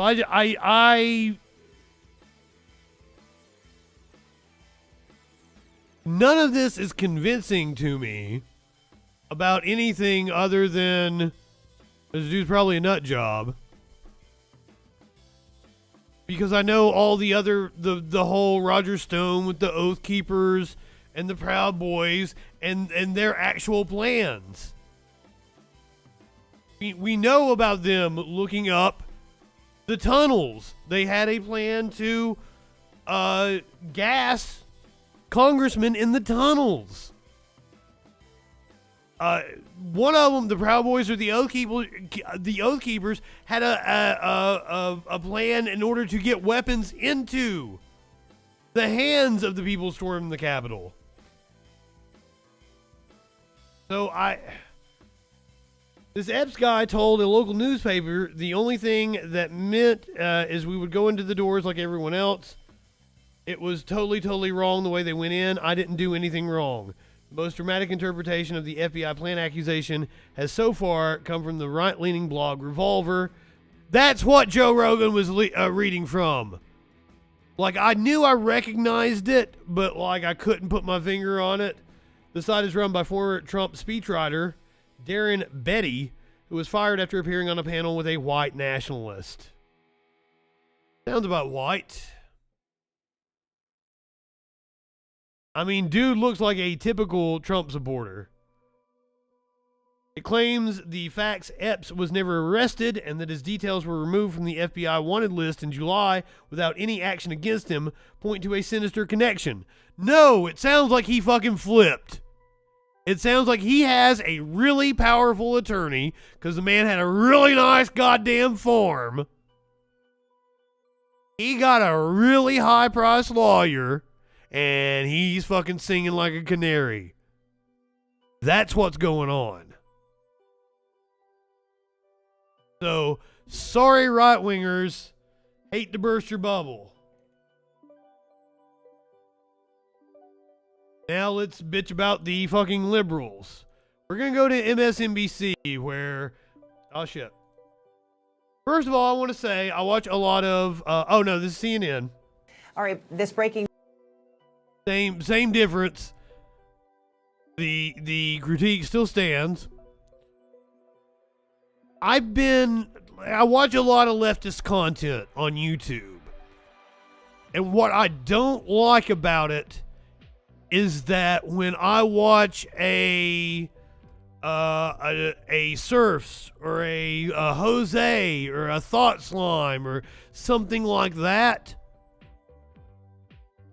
almost every fucking time afterwards, it will play John Oliver, Stephen Colbert, something from CNN, something from MSNBC. Now, don't get me wrong. I watch John Oliver every episode. Fucking, I enjoy Stephen Colbert. But if I'm watching independent content on YouTube,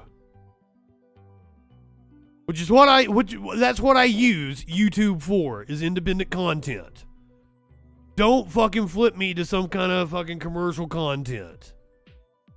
And here lately, it has been a hell of a lot of January 6th, January 6th, January 6th. January 6th porn seems to be very prevalent on the CNN and the MSNBC. And I worry about the Trump effect again. What we saw in 2016, where the news actually helped elevate Trump. And they do it because their ratings are lagging. It's not an election year. I mean, it is now. We're in a fucking midterm year now. But it hasn't been an election year. There hasn't been a event like a war or a 9/11 where they can just fearmonger all the time. So that's what they're selling now to the liberals, is the fucking Trump, and it's kind of getting on my nerves, because this is a piece from today. This is one of the Sunday shows, I assume. Cheney reveals what Trump was doing during January 6th insurrection. Now, as we watch this 7-minute piece, Are we actually going to learn anything? Is there going to be anything that we didn't know going in? The January 6th committee says it has critical first-hand testimony about former President Trump. Critical. And they've got a breaking news banner up. This is something, when I worked at the TV station, I got so upset with them because when the new news director took over, it was breaking news. Every fucking story had this breaking news flag on it. And I'm like, that's not a good thing, right? You should only use that when it's absolutely important shit. Because if you don't, nobody will take you seriously. If you interrupt fucking people's soap operas all the time and like weather alert, and it doesn't fucking do anything outside, you're going to lose people's confidence. It's called the law of diminishing returns. Well, hello, Adam.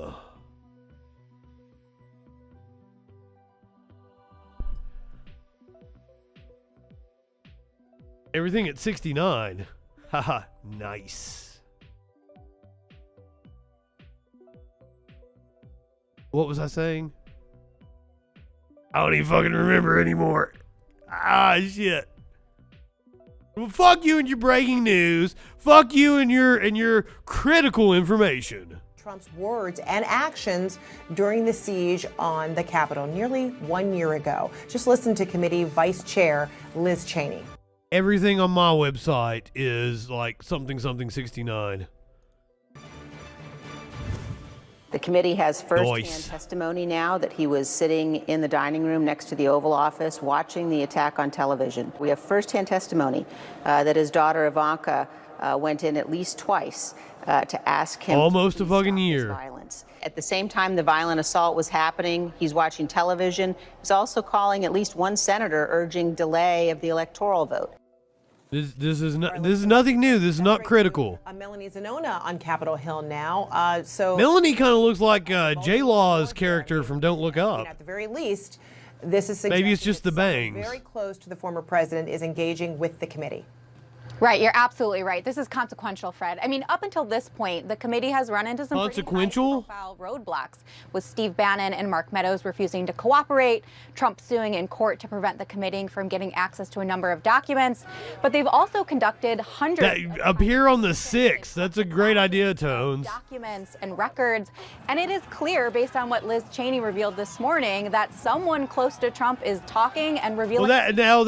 Do you guys want me to stream that? Do we or do we not give Trump the fucking do we not give him the time of day on that? Do you guys want to watch it? What's your, should I stream it or should I not stream it? Ricky Martin drinking from the cup of life over here. Ole, ole, ole. Sorry, that's my favorite Ricky Martin song. Ricky Martin, a cool dude. He popped up in something I was watching the other day. I don't even remember what it was. Maybe was he in Don't Look Up? Was it like he fucking made a cameo or some shit?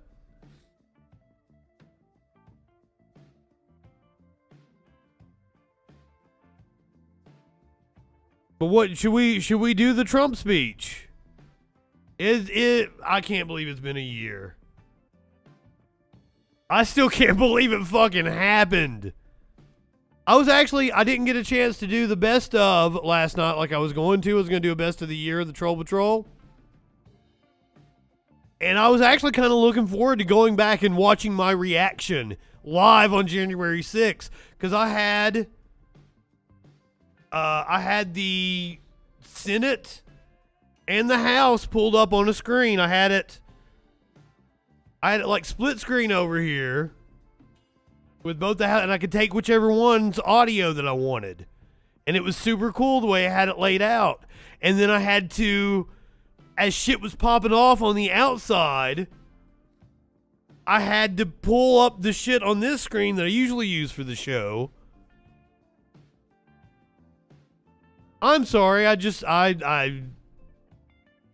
hadn't thought about it.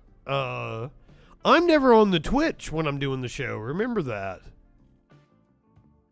I've got all kinds of shit up over here. I'm sorry, Professor. You should be a mod.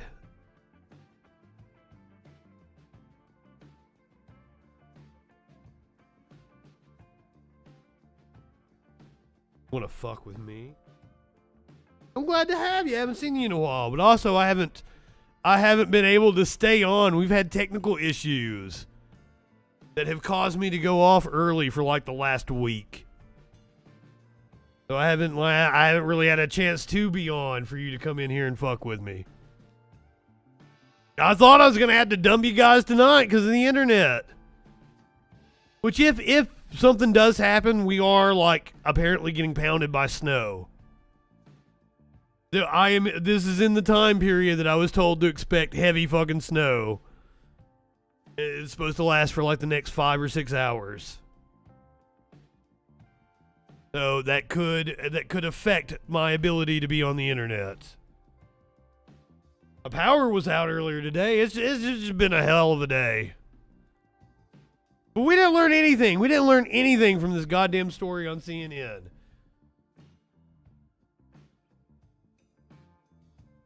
But you know what? They could have hit us with some pertinent information that we could bitch about Biden about, couldn't they have? Because he deserves to get bitched about when it comes to shielding some of the documents. The House committee investigating the January 6th insurrection at the Capitol has agreed to defer its attempt to get hundreds of pages of records from the Trump administration, holding off at the request of the Biden White House. What the fuck? This is an about face from their earlier position. The deferral is in response to concerns by the Biden White House that releasing all the Trump information of the Trump administration documents sought by the committee could compromise national security and executive privilege. No, not a cocaine binge. I don't really do the cocaine much. Like I hooked up with a dude over the summer and he had cocaine and I turned it down. Well, I hit 30 and my dick quit working on hard drugs, so I can't party and play anymore. I'm just there for the freaky sex. Everybody else does the drugs. I'd rather have the freaky sex than do the drugs.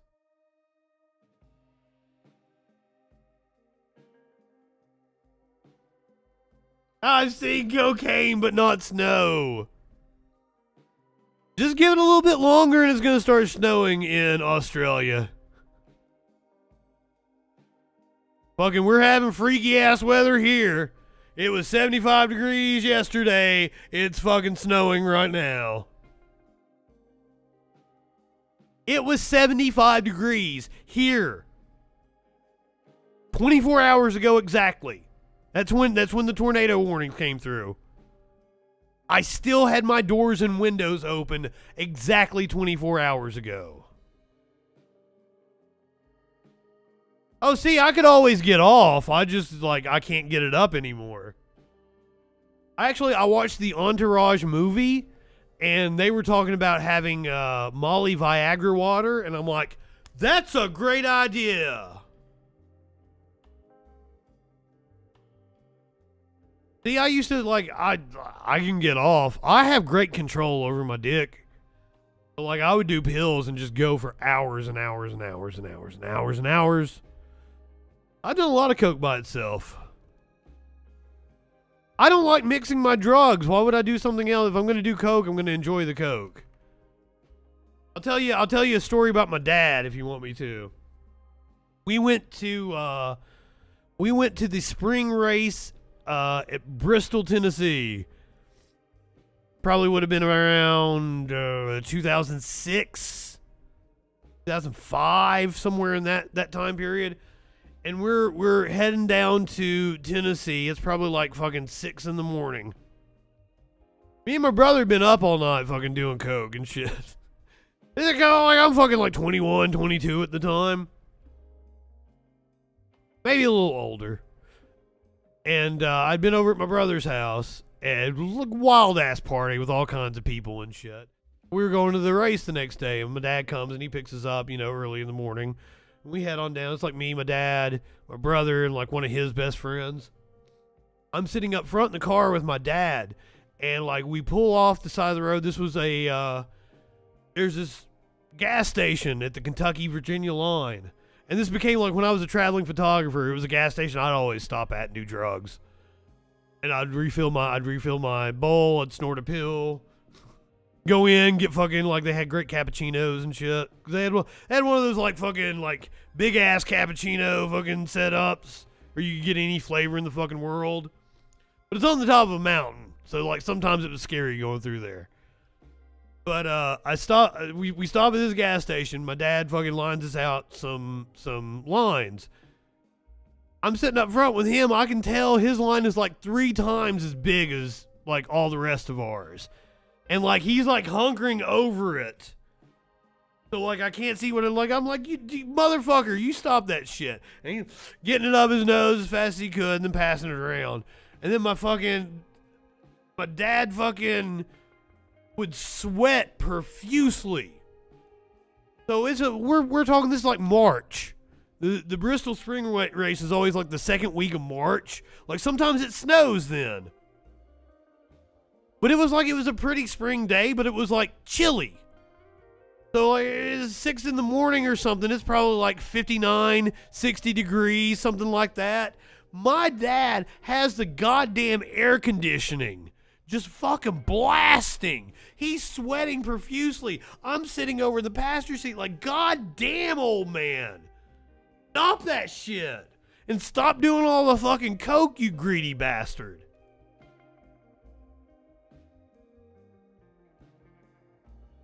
My brother and his friend fell asleep at the race. It was hilarious. Didn't even get to see the end of it. Dumb fucks. But that's because my dad did all the coke and we ran out halfway through the fucking day. Fuck you, old man.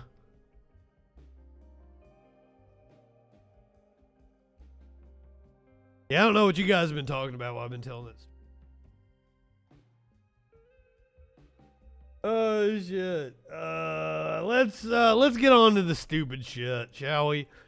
This is Officer Tatum. I don't know if you guys know who Officer Tatum is. He's a dumb fuck. I don't really know. I don't remember what the dude looks like, but I've heard of him before. He gonna mess around.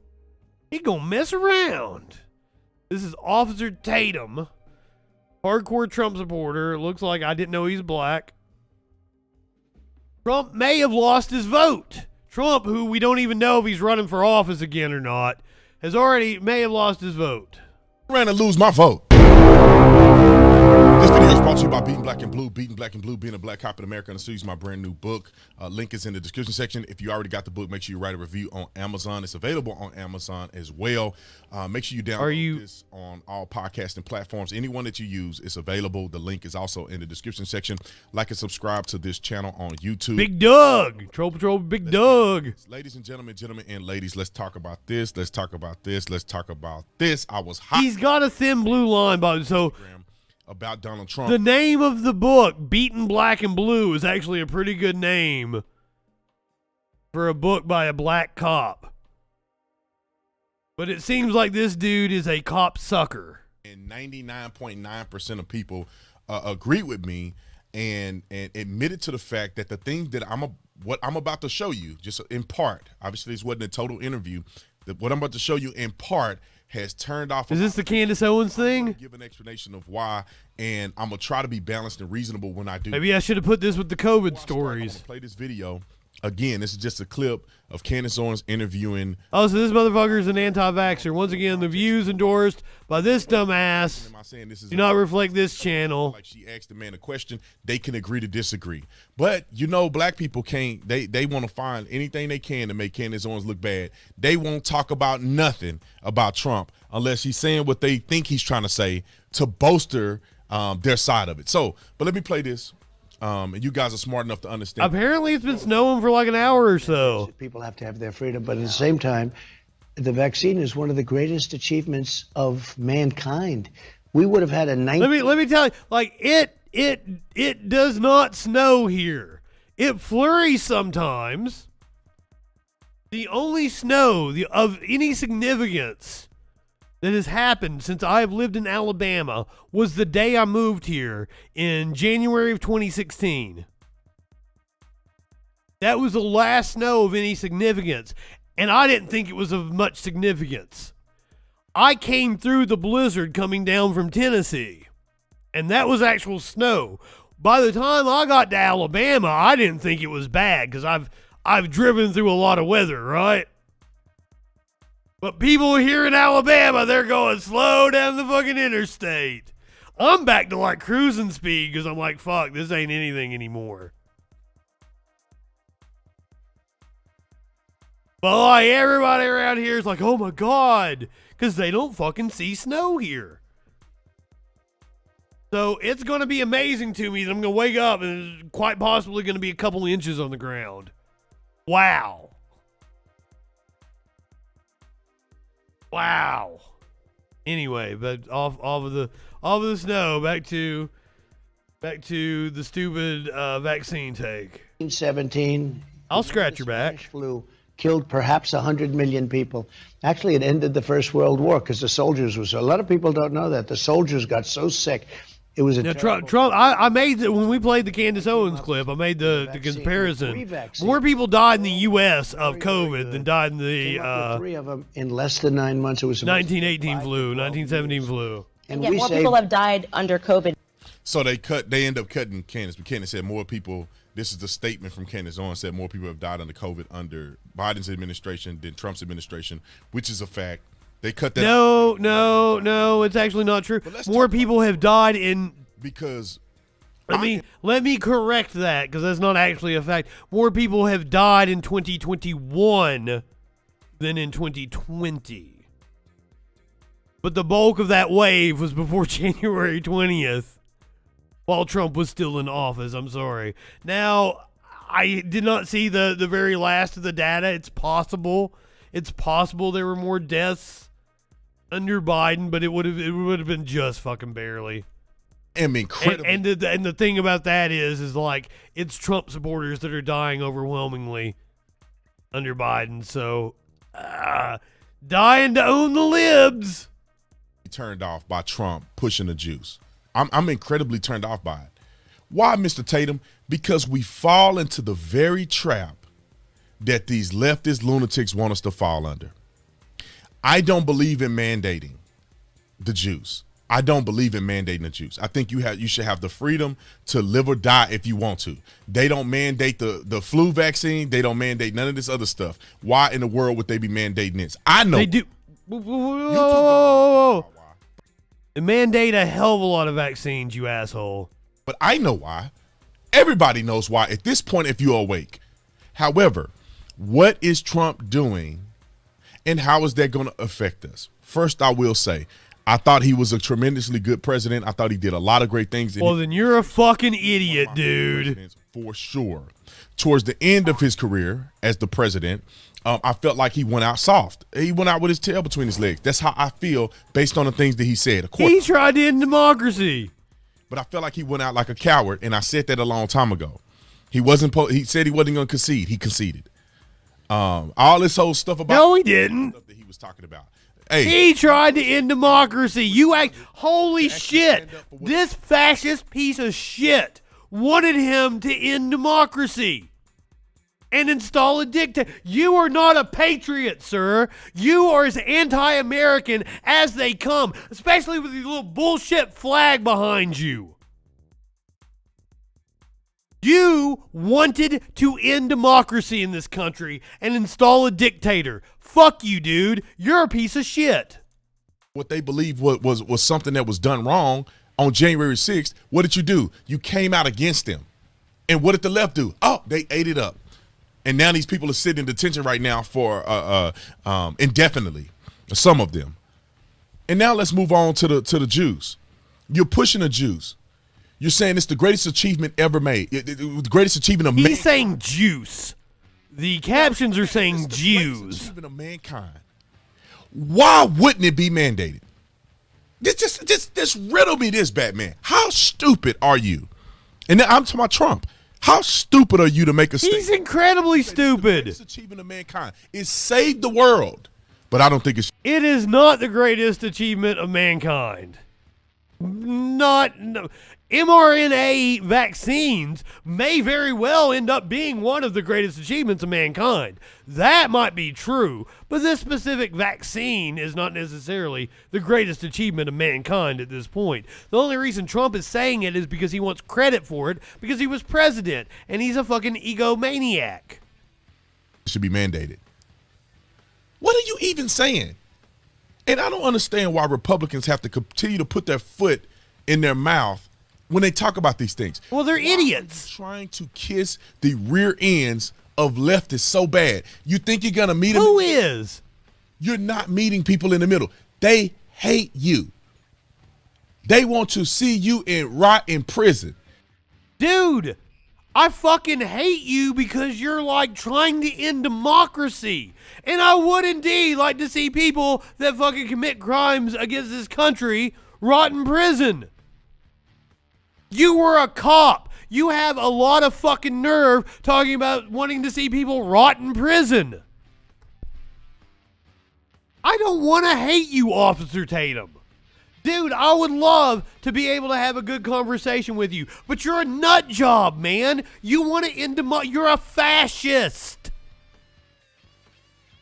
What you have said, you may not believe it. You think you're a patriot and you're doing it for a good cause, but you're a fascist and you must be stopped at all costs. And I hate to say that, but that's not fucking rhetoric.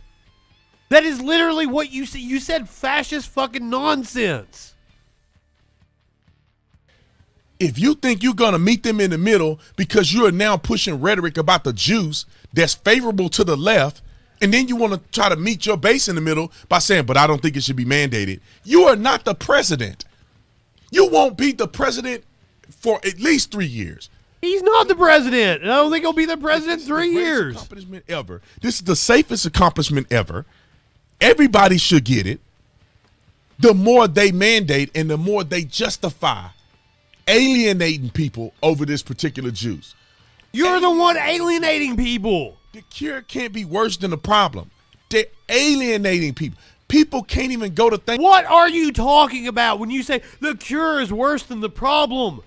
That's idiocy. You're dumb. You're fucking dumb, dude. This right-wingers are morons isn't enough. Do you think we're stupid? You think we're fools? Yes, all of you. And this is the problem. It's like it's a feedback loop.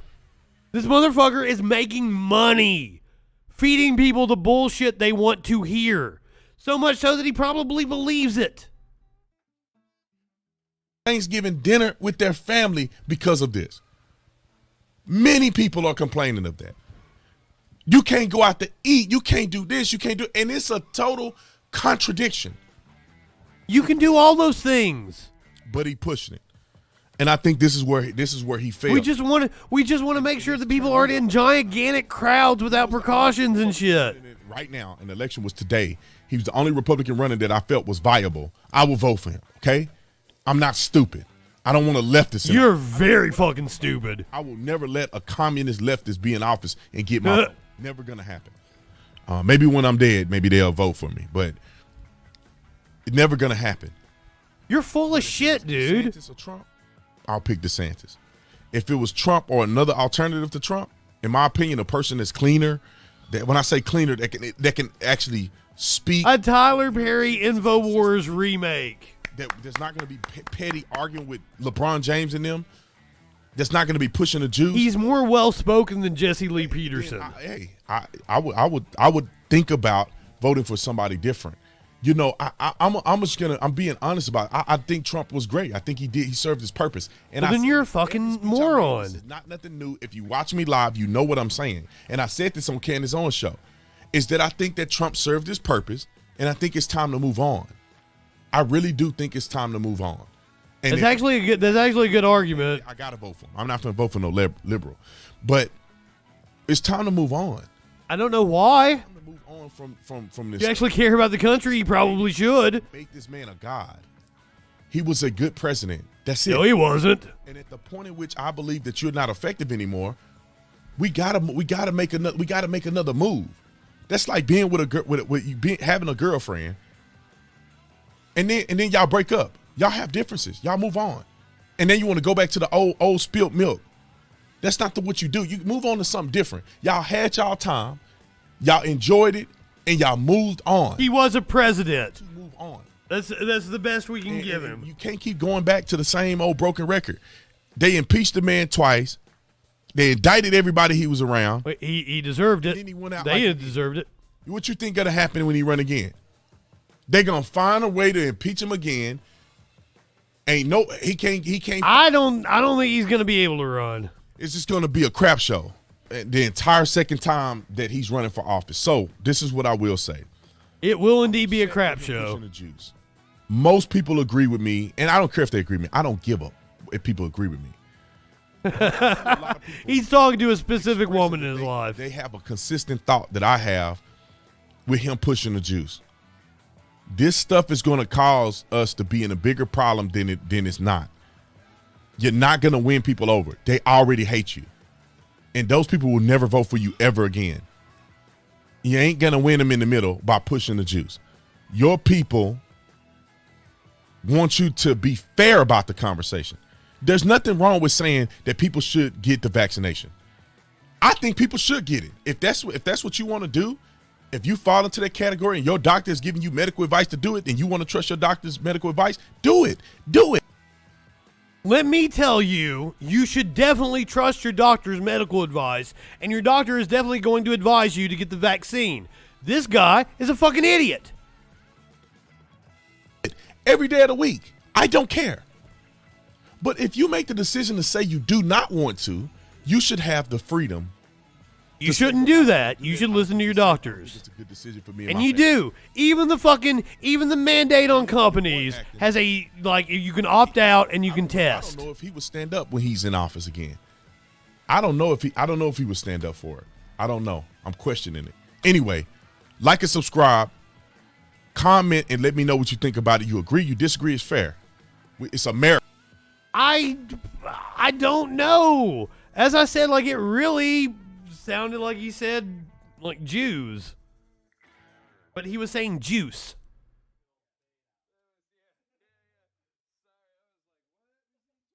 Marjorie Taylor Greene, another nut job. Do you think we're stupid? You think we're fools?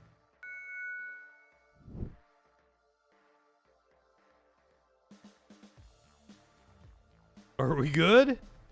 Rudy was having a little problem there. One of Marjorie Taylor Greene's verified Twitter accounts has been permanently suspended. This would be her personal account. Do we have a video of it? Yeah, we'll watch the CNN video. The closed captioning definitely said Jews most of the time. Congresswoman Marjorie Taylor Greene's main Twitter account earlier, nearly a year after the former president was also banned on Twitter. I'd say he's made comments about George Soros before. Marjorie Taylor Greene has violated the Twitter policy multiple times. She's been suspended at least once before for spreading misinformation about vaccines and COVID. And her latest tirade against vaccines was the final strike for her. So her personal account I would date Marjorie Taylor Greene. Banned. Now she does still have official account. And I wouldn't date many people. Here's the thing. I might have sex with Marjorie Taylor. Crazy, and she's a swinger and shit. So if I was to find her on FetLife or something, maybe I would. Fuck, the internet's going down again.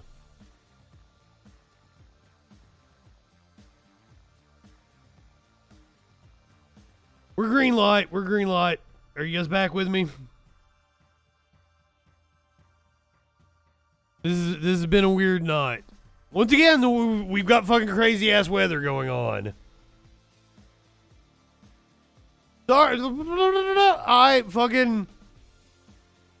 Crazy. Crazy is usually pretty good in bed. I'm a little crazy. I tend to go for people that are a little crazy. I'm just saying. But now, like, I don't date people. Like, I just have somebody over, like, once every couple of weeks. Watch a movie, hang out, enjoy some time, and then I kick them out. I like being alone. It's just me and my cats over here. Just me and my cats. And her latest tirade against vaccines was the final strike for her. So her personal account has been permanently banned. Now, she does still have access to her official account for Congress. But look, Green is punching back. She is falsely suggesting that this is just an example of big tech trying to censor. He probably wanted to get suspended. The truth. And a number of conservatives are rallying to her defense right now, urging people to get on alternative conservative social media sites like Getter. But I think the big picture here, Fred, is just how rampant. Do I need to be on Getter? I don't know what Getter is. In the Republican Party, Republicans will try to tell you we're not. Let me tell you, I love being on right-wing sites. I can't show you most of the fucking comments I get on BitChute. This is one from earlier. Nice ratio. Maybe you can petition BitChute to remove the thumbs down, the R word. Apparently Kenneth Copeland said this to me. I told him I come here for the hate. I wear it like a badge of honor. I've seen what makes you cheer. I actually do pretty fucking good on BitChute. Believe it or not.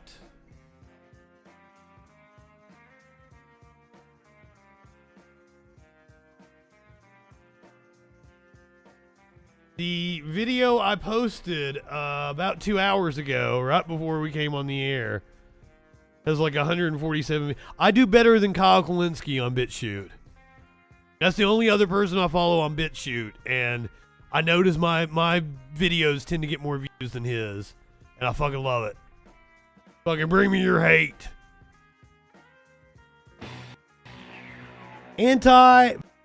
So this was, yeah, fucking 1 thumbs up, 32 thumbs down. I love it. I get so much hate on here. Oh, look at all these fucking comments.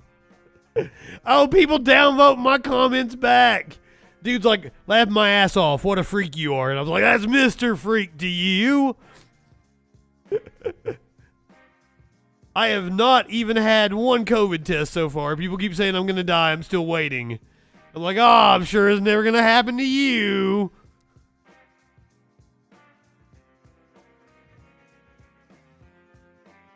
Science isn't going along with you people, apparently. You told me to fuck off. I'm like, nah. Are you trying to cancel culture me? I fucking love trolling these people. Let's see. What's another good one here? You might comment on the Trump calling in? No. But I'm not high enough for this shit. I'm not high enough for this shit.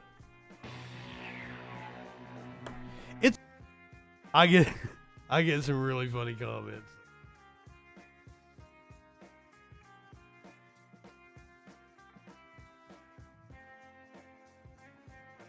At least 3 scrawny I don't even know what you're talking about. I'm completely lost. I have no idea what's going on. What in the fuck is this shit? What is this picture we're looking at? Jason Aldean and Donald Trump out on a golf course.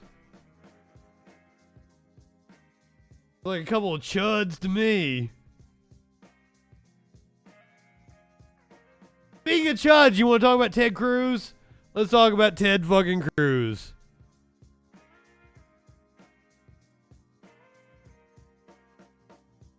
Blowhard Senator Ted Cruz's own daughter says she disagrees with most of his views.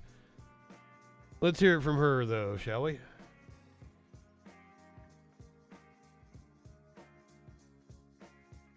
Open it in a new window. Fuck, the internet's really bouncing back and forth here.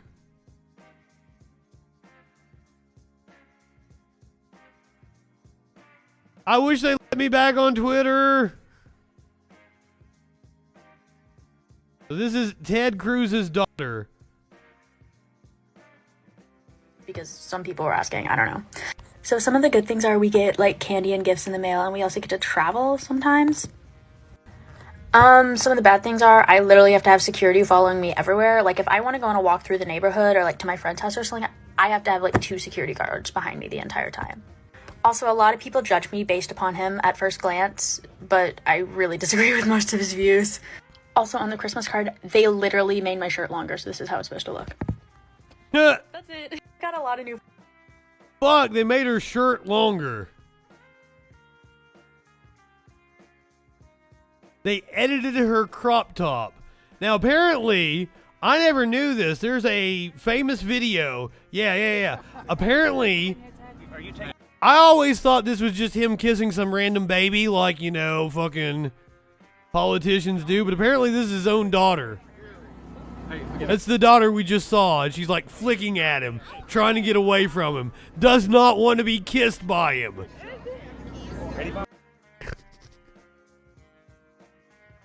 Yeah, I thought that was just a kid that he was trying to like kiss on the campaign trail or something, but his own fucking daughter.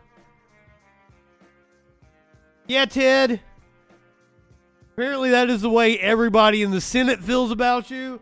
Your entire family doesn't like you. I can't imagine Heidi was happy with you after the way Trump treated her.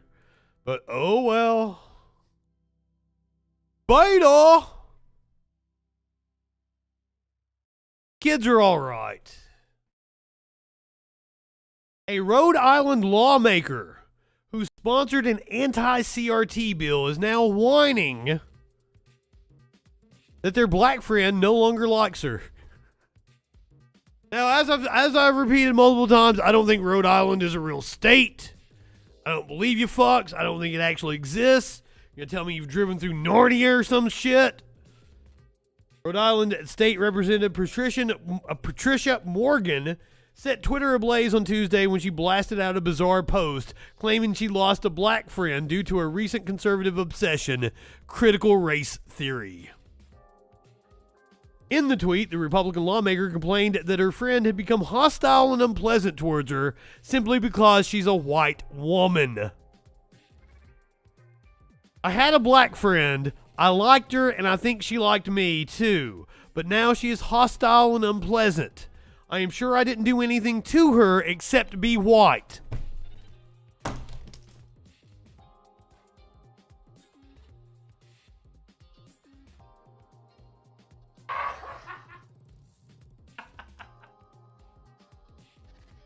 Oh my fucking God.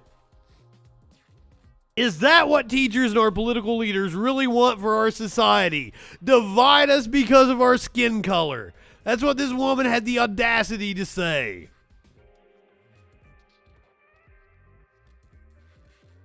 Right-wingers are incapable of any form of self-awareness. I wish you people could feel embarrassment.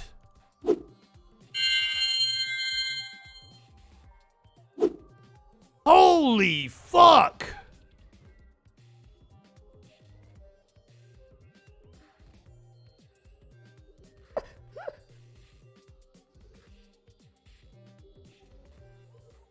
Morgan's post was immediately flooded with responses as thousands called out her tone-deaf statement. Oof! The fact that you think this tweet is okay just shows how much you have to learn. It might be she was just too exhausted to be your teacher. It's not CRT, it's you. Had you had access to CRT, maybe you wouldn't have alienated your friend. CRT is about learning actual history and why people have an advantage for having white skin. Not technically true. This is about evaluating laws and shit. In the context of law, but okay. None of my friends are asking me to hate myself. That's not the issue. They want me to be aware and learn and do what I can to help. In an interview with the Daily Beast, Morgan refused to name the pal, but said they used to be close until the friend stopped responding to her phone calls and messages. I'm sad that she doesn't feel like she's my friend anymore. I know that she has become a real proponent of racial identity politics, and I'm pretty sure that's the reason behind it. I'm sad that our country is going down that road. I think it's bad for our country.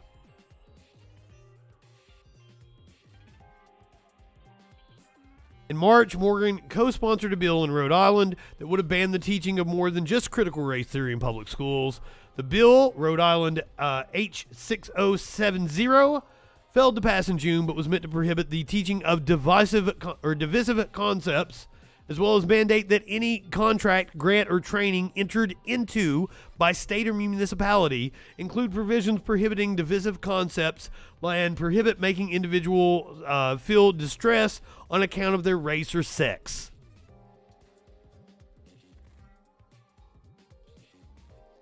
Morgan believes that her support for the bill and banning critical race theory is what cost her the friendship. Despite the odd wording of her tweet, she claimed to have more than one black friend. Doubt. We fought these battles already against discrimination and against segregation for Martin Luther King's goals. They always evoke Martin Luther King. It's the same thing with Jake. He kept bringing up Martin Luther King, and I'm like, the things you say about BLM are exactly what they said about Martin Luther King. How do you not understand this? It's like the motherfucker wrote a book about the woke mob. Oh, God. Morgan goes on to say critical race theory shuts down conversations about other reasons for disparities and other ways that we could work to change those disparities. Morgan alleged, while offering little evidence, that critical race theory is already being taught to students in public schools in her area, a claim conservatives have repeatedly made. Teachers have reported to me. I've seen it in the textbooks and some of the reading materials that are being used, she said, without providing the names of textbooks or their publishers. Critical race theory is where you really want to center race in every conversation, in every subject, in every textbook. Getting around and having a conversation about race doesn't help a child learn how to make change. Now remember, I brought up, and this article goes into it, critical race theory is actually an advanced academic framework developed in law schools in the 1980s for examining racism in American institutions. Now, why might critical race theory be necessary for examining the way race plays a role in American institutions? Well, maybe I can play a video for you of a judge in Louisiana. Racist remarks captured in video of a Lafayette judge's family cheering footage of a foiled burglary. That has now caused... What's her name? Michelle Odinet. I might be saying that wrong. It's probably French, given that it's Louisiana. Somebody give me a phonetical spelling of that. Odinet has resigned from her seat as of 2 days ago, according to the Louisiana Supreme Court. Was temporarily disqualified from the bench by the Louisiana Supreme Court on December the 16th, while complaints about her use of the N-word were investigated. So we're going to watch the video now. Content warning, I guess. Oh, shit. Mom goes, why are the lights when I pull up in the whip, they be saying, God damn. Like, why are your lights on? They're like, pull up, pull up. And Mom's yelling, nigger! Nigger! No, kid, we have a nigger! It's a nigger! Like a roach. Look, wow! I came from the backside. Look, he trips over the He trips twice. He tripped twice. I was the only one running. That's me. Kenny was standing. I'm the one that took him down. Kenny's just standing there. He lied. That Austin's wallet. Yeah. That's my phone where it fell out. Look, Mom. The dude had a phone on him. You should have taken his phone and stolen from him, that fucking asshole. And now I'm going to grab a gun. Go and get the gun. It's important. Very important. As me and Austin maintain control of the situation. The great thing is we've got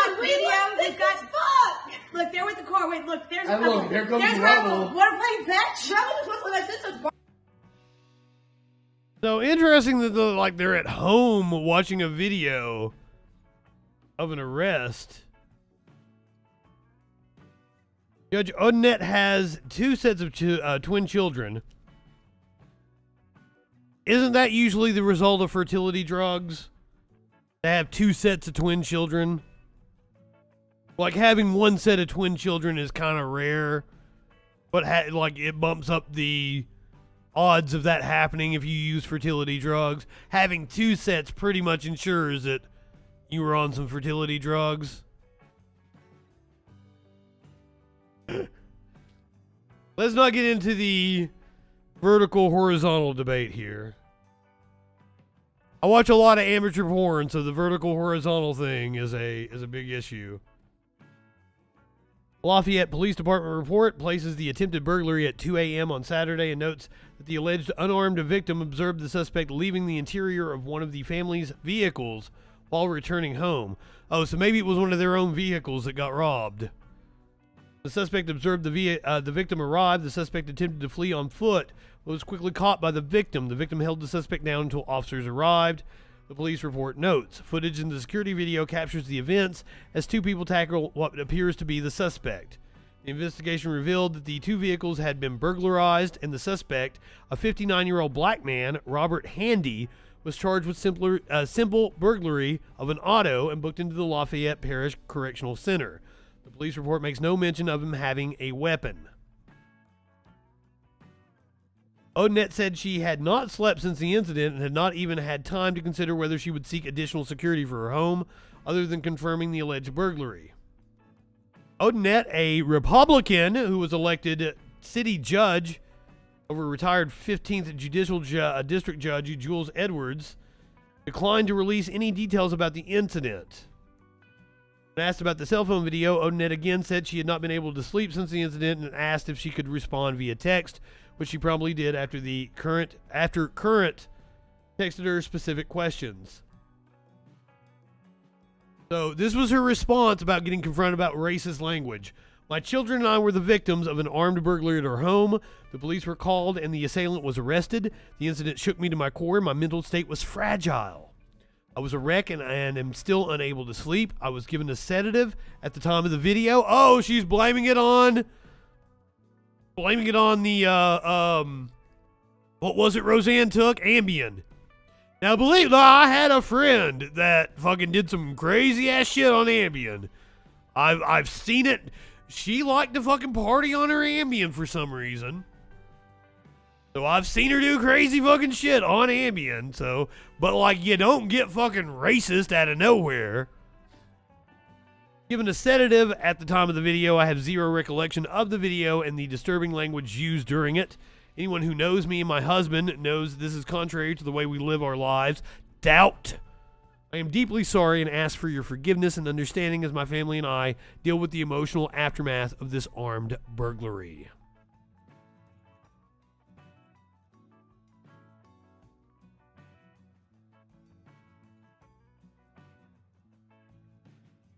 You are correct, Tones. The least amount of data was being retained. Let's check out this libertarian who apparently exposes the Gravel Institute. By the way, I could see myself doing some work for the Gravel Institute. I've thought about hitting them up and letting them know about my video editing skills. I've kind of wanted to produce videos like the Gravel Institute. That's one of my New Year's goals, is to start producing longer form educational style videos about topics I'm passionate about. The first one I will do is why the cops fucking suck. The second one I'm going to do is going to be gender. I do a really good job of breaking down gender in a way, like some dude fucking... Right-wingers love to come up to you and they think they can win the argument by going, oh yeah, well you don't know the difference between a boy and a girl. So I get a lot, if I'm just saying on a thread, right-wingers are morons. They'll be like, oh yeah, you don't know the difference between a man and a woman. And I'm really good at fucking owning people on that topic.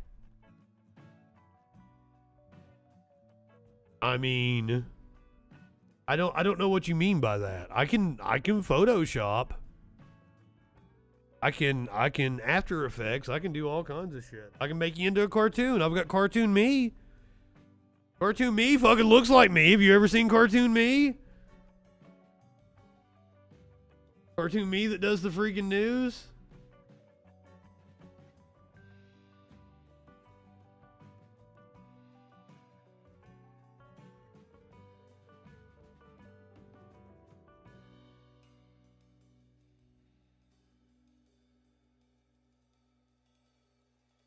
Cartoon Me looks exactly like me. I'm very proud of Cartoon Me. The only thing is that, like, I didn't want to, like, the earrings on the wrong side. The top one. My top earring is on my left ear, not my right ear. It just, like, it would have took some more work to flip it, and I was like, I don't care enough to flip it. Sure, the U.S. government is big, but not as big. Now, this is Brianna Joy Gray, I do believe, for the Gravel Institute. Now, you know we're dealing with a high-level motherfucker when he looks like this.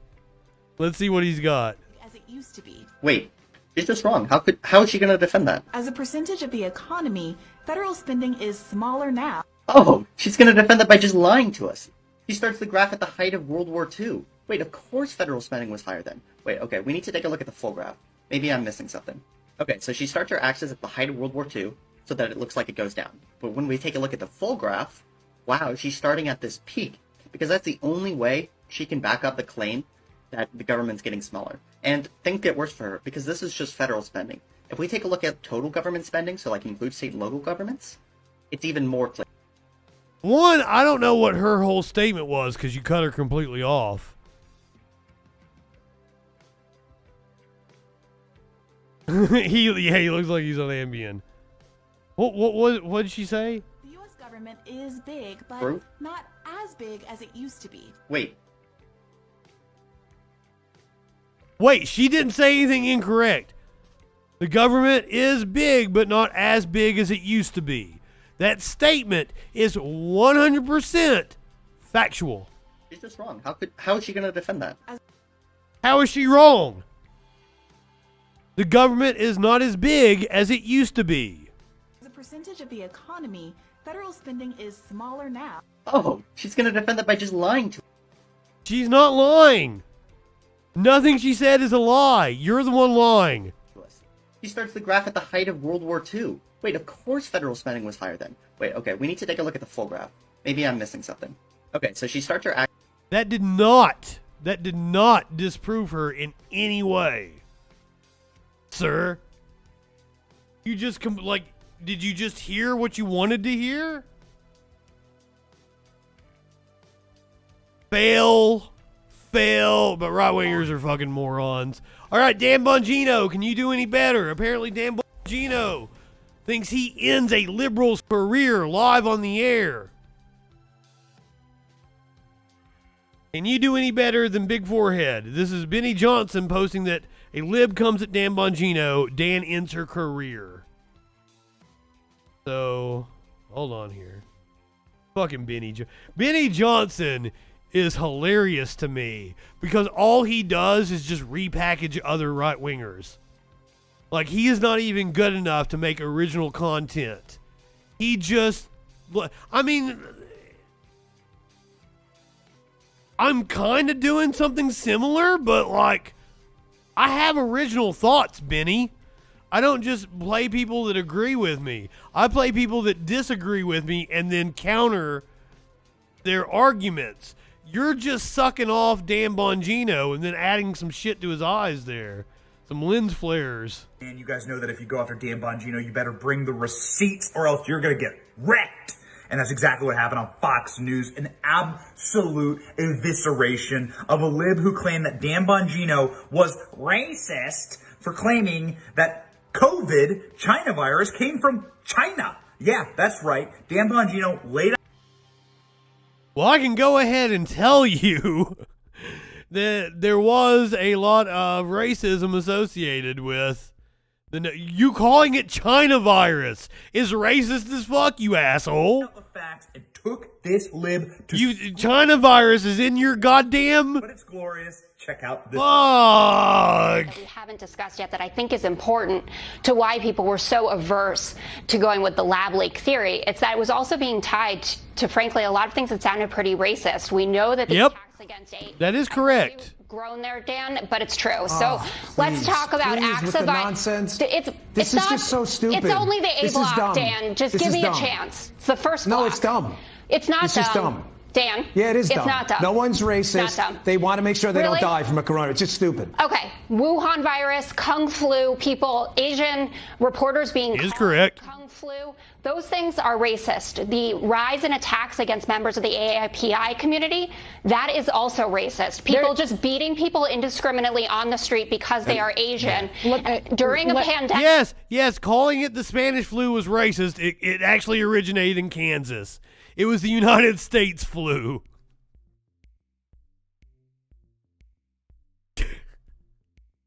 Oh, shit.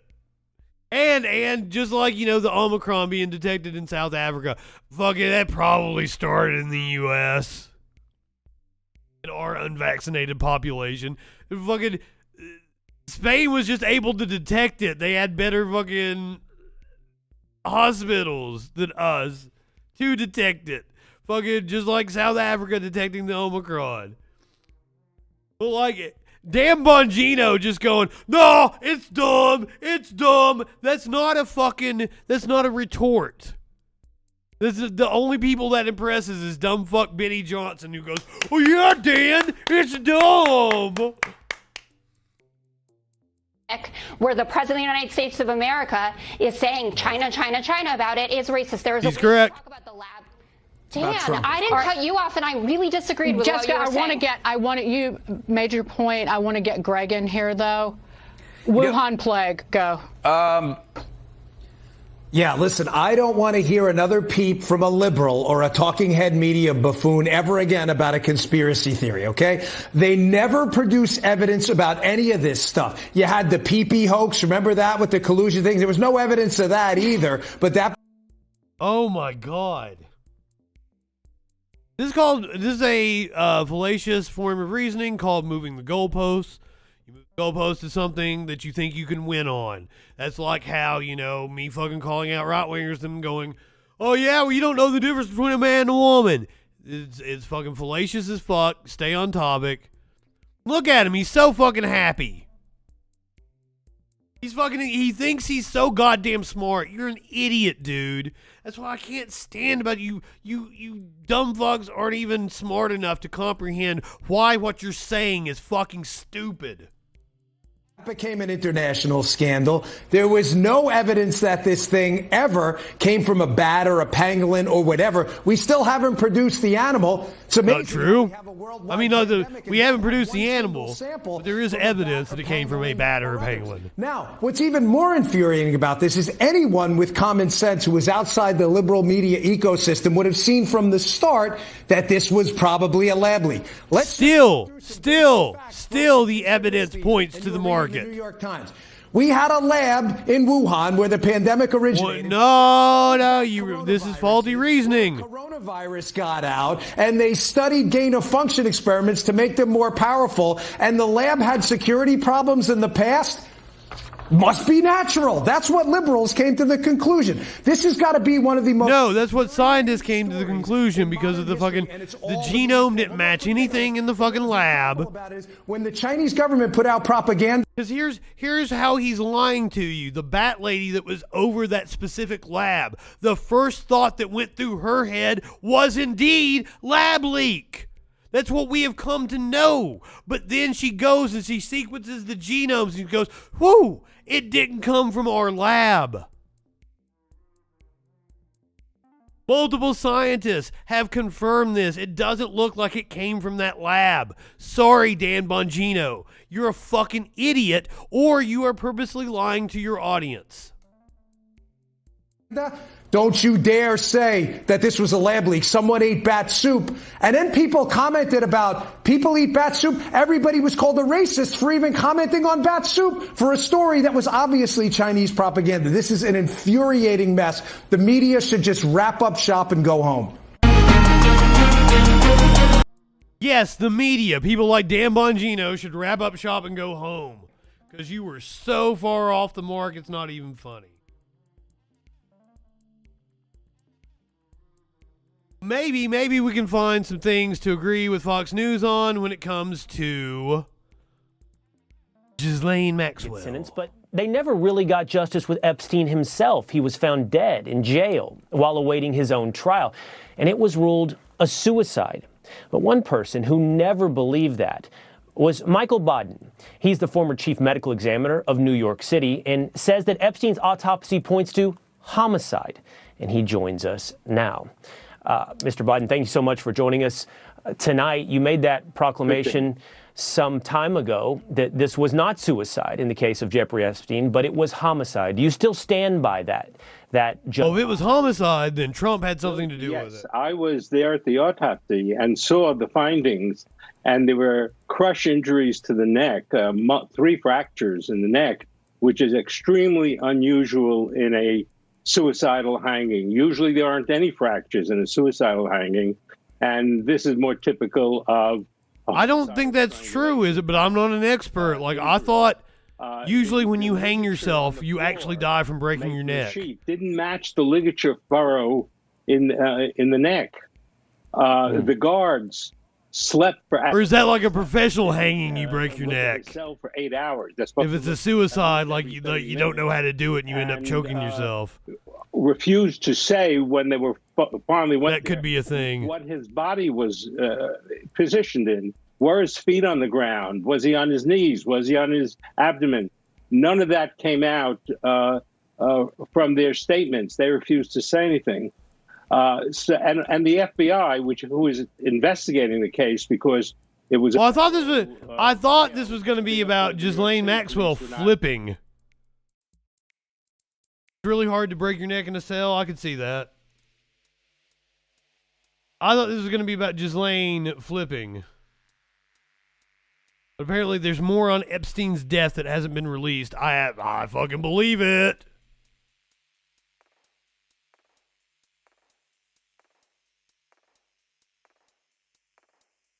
Well, I could assume that, it's hard to do it right. I don't know. I think you can just give him the ability to kill himself, and he would have killed himself in that situation. Fucking privileged asshole looking like he's going to be in jail for the rest of his life. Why wouldn't he kill himself? That's just my thoughts on it, though. All right, guys. I've always really disliked Jake Paul, but apparently, Jake Paul is getting pretty based. And he's wanting to go one-on-one with the UFC now. Calling out Dana White. Jake Paul is starting off the new year with a bang. YouTuber turned boxer again called out UFC Dana White on Twitter on Saturday. Wild post from his notes. If White complies with his 3 demands, Paul said he will immediately retire from boxing and agree to a 1-fight UFC deal to take on Jorge Masvidal. Let's go and actually look at the Twitter post and see what his demands were. Really wish they'd let me back on Twitter. So his demands were an increase in minimum fighter pay per fight to $50K. It's now at $12K. A guarantee UFC fighters 50% of UFC annual revenues, which was $1 billion in 2021. Provide long-term health care to all fighters. You previously said brain damage is part of the gig. Imagine if the NFL said that. There are many UFC alums who have publicly said they are suffering from brain damage.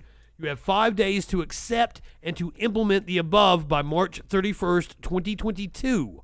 Once implemented, I will immediately retire from boxing, enter the USADA, and agree to a one-fight deal with UFC to fight Weak Chin Jorge. To all UFC fighters, it's time to take a stand and create value for yourselves and peers. You deserve higher pay, you deserve long-term health care, and above all, you deserve freedom. Support each other. I'm not your enemy. I am your advocate who selfishly wants to KO a few of you to make some big bank.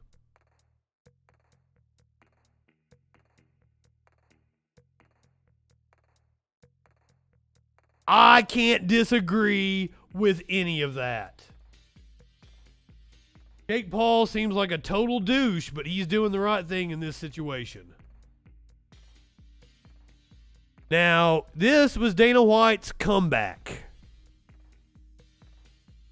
Yes, Jake Paul said this. So, Dana White immediately responded to him. And I'm kind of wanting to see Jake Paul versus Jorge Masvidal now. Fuck. Let's do it. Jake, you never responded to the challenge. You publicly stated that I use cocaine. I do not. So I told you, you could randomly... I 100% would believe that Dana White does some cocaine every now and again. Cocaine test me for the next 10 years. I believe that you're a cheater, and I believe that you use steroids. Here's the thing, Dana. The motherfucker agreed to enter USADA. That's the testing pool. Do you know what they test for in USADA? Steroids. So I want to randomly steroid test you for the next 2 years. And that thing that you came out with today, nobody on earth thinks that you really wrote that. You're too stupid. And for those of you that don't know, if you've ever watched one of his fights and you see when they do the stare down, the guy that's standing in the middle with the warlock nose. This fucking toe is like, you're too stupid. Apparently that's his manager. And that guy used to be an accountant for me. And let's just say this. He no longer works for me, and I think he's a scumbag. But if you two think that you can do it better than we do, we're doing this whole thing wrong. You could treat the fighters better than we do. Knock yourself out. Go start your own business. It's easy to do. Get the Warlock on it. The Warlock can get it started for you. What you and the Warlock should be focused on is your business. I believe they are.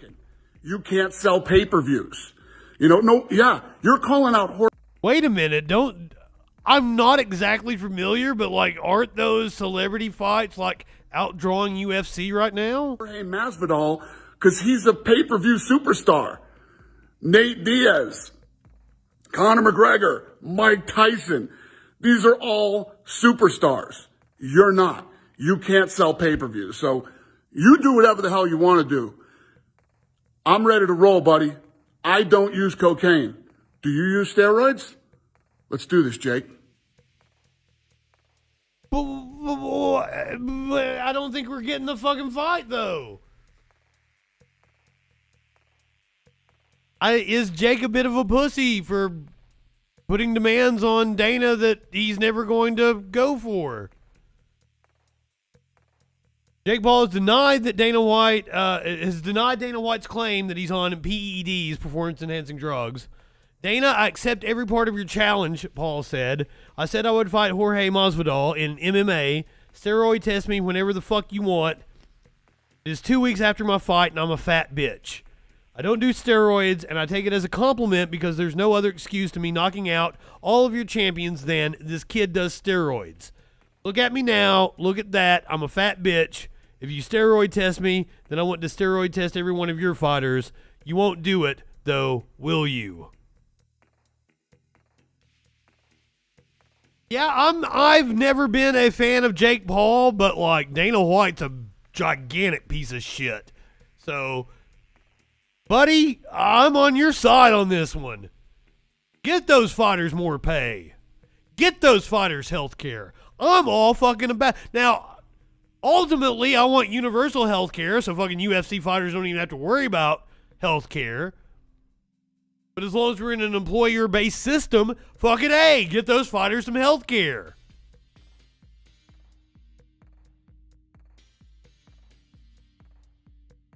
Oh, was that from a video? If I knew there was a video, I would have got the video. I just saw the fucking quote. He was eating pizza in the video? No way.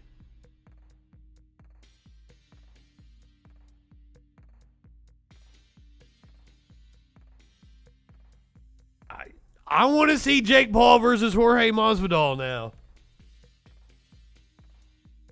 I want to see the fighters in UFC get proper compensation and health care.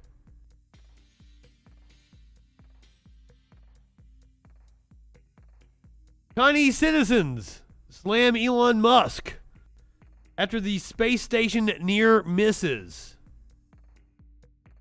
Chinese citizens lashed out online against billionaire Tesla founder Elon Musk's space ambitions after China complained that its space station... Remember, I've been trying to do this story for like a week now.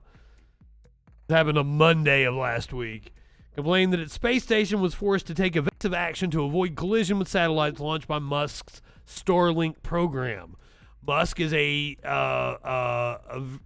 his throwing just shit up there willy-nilly is a real issue with our space junk problem.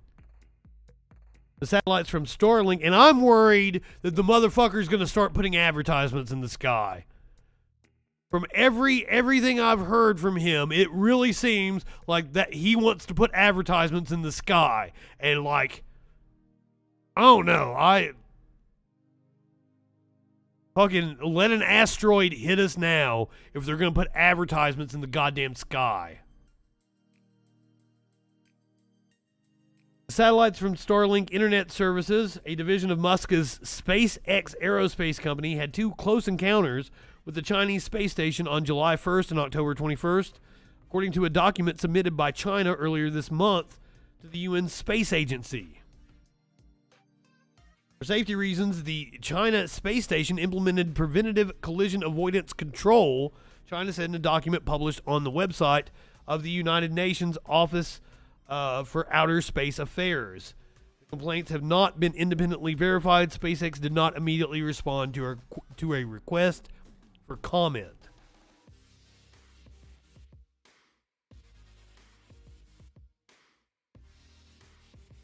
Meanwhile, it seems like NASA may be preparing us for first contact. NASA used religious experts to predict how humans may react to aliens. Religious experts have examined how each of the world's major religions may respond to news that intelligent life exists on other planets. Scholar, Reverend Dr. Andrew Davidson, said his work focused on the connection between astrobiology and Christian theology, and the prospect of there having been many incarnations of Jesus Christ.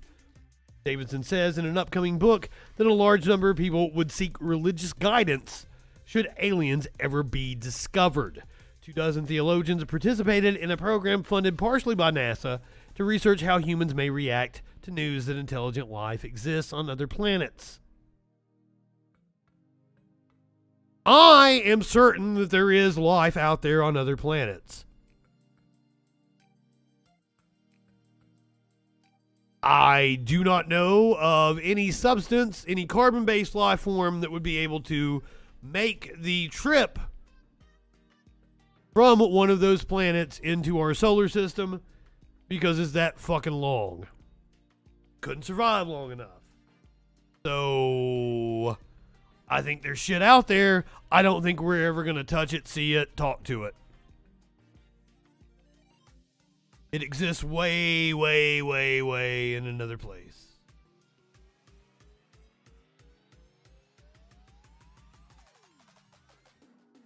But you know what exists here on Earth with us? Porcupines. And apparently a porcupine eating is super fucking cute. And I think I'm supposed to turn on the sound because they make a cute sound as well.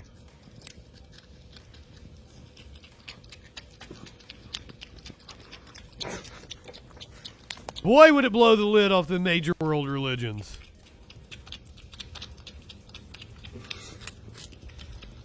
Look how cute this motherfucker is. Apparently this was in Providence, Rhode Island, a place I don't believe exists. But people keep telling me that it does. So I guess I'm going to have to believe them. I still don't have evidence for myself. The Rogers Williams Park Zoo. He got a big old honker.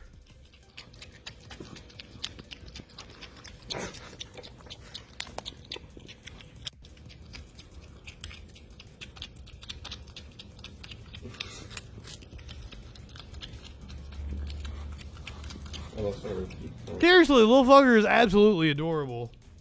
I guess you can't pet him though, can you? They're pretty. Can you like rub, like with the spikes? I've never seen anybody pet a porcupine before.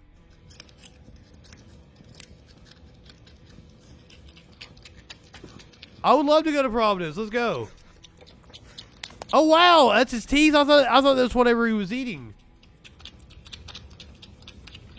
Interesting. I'd never seen a porcupine's teeth before.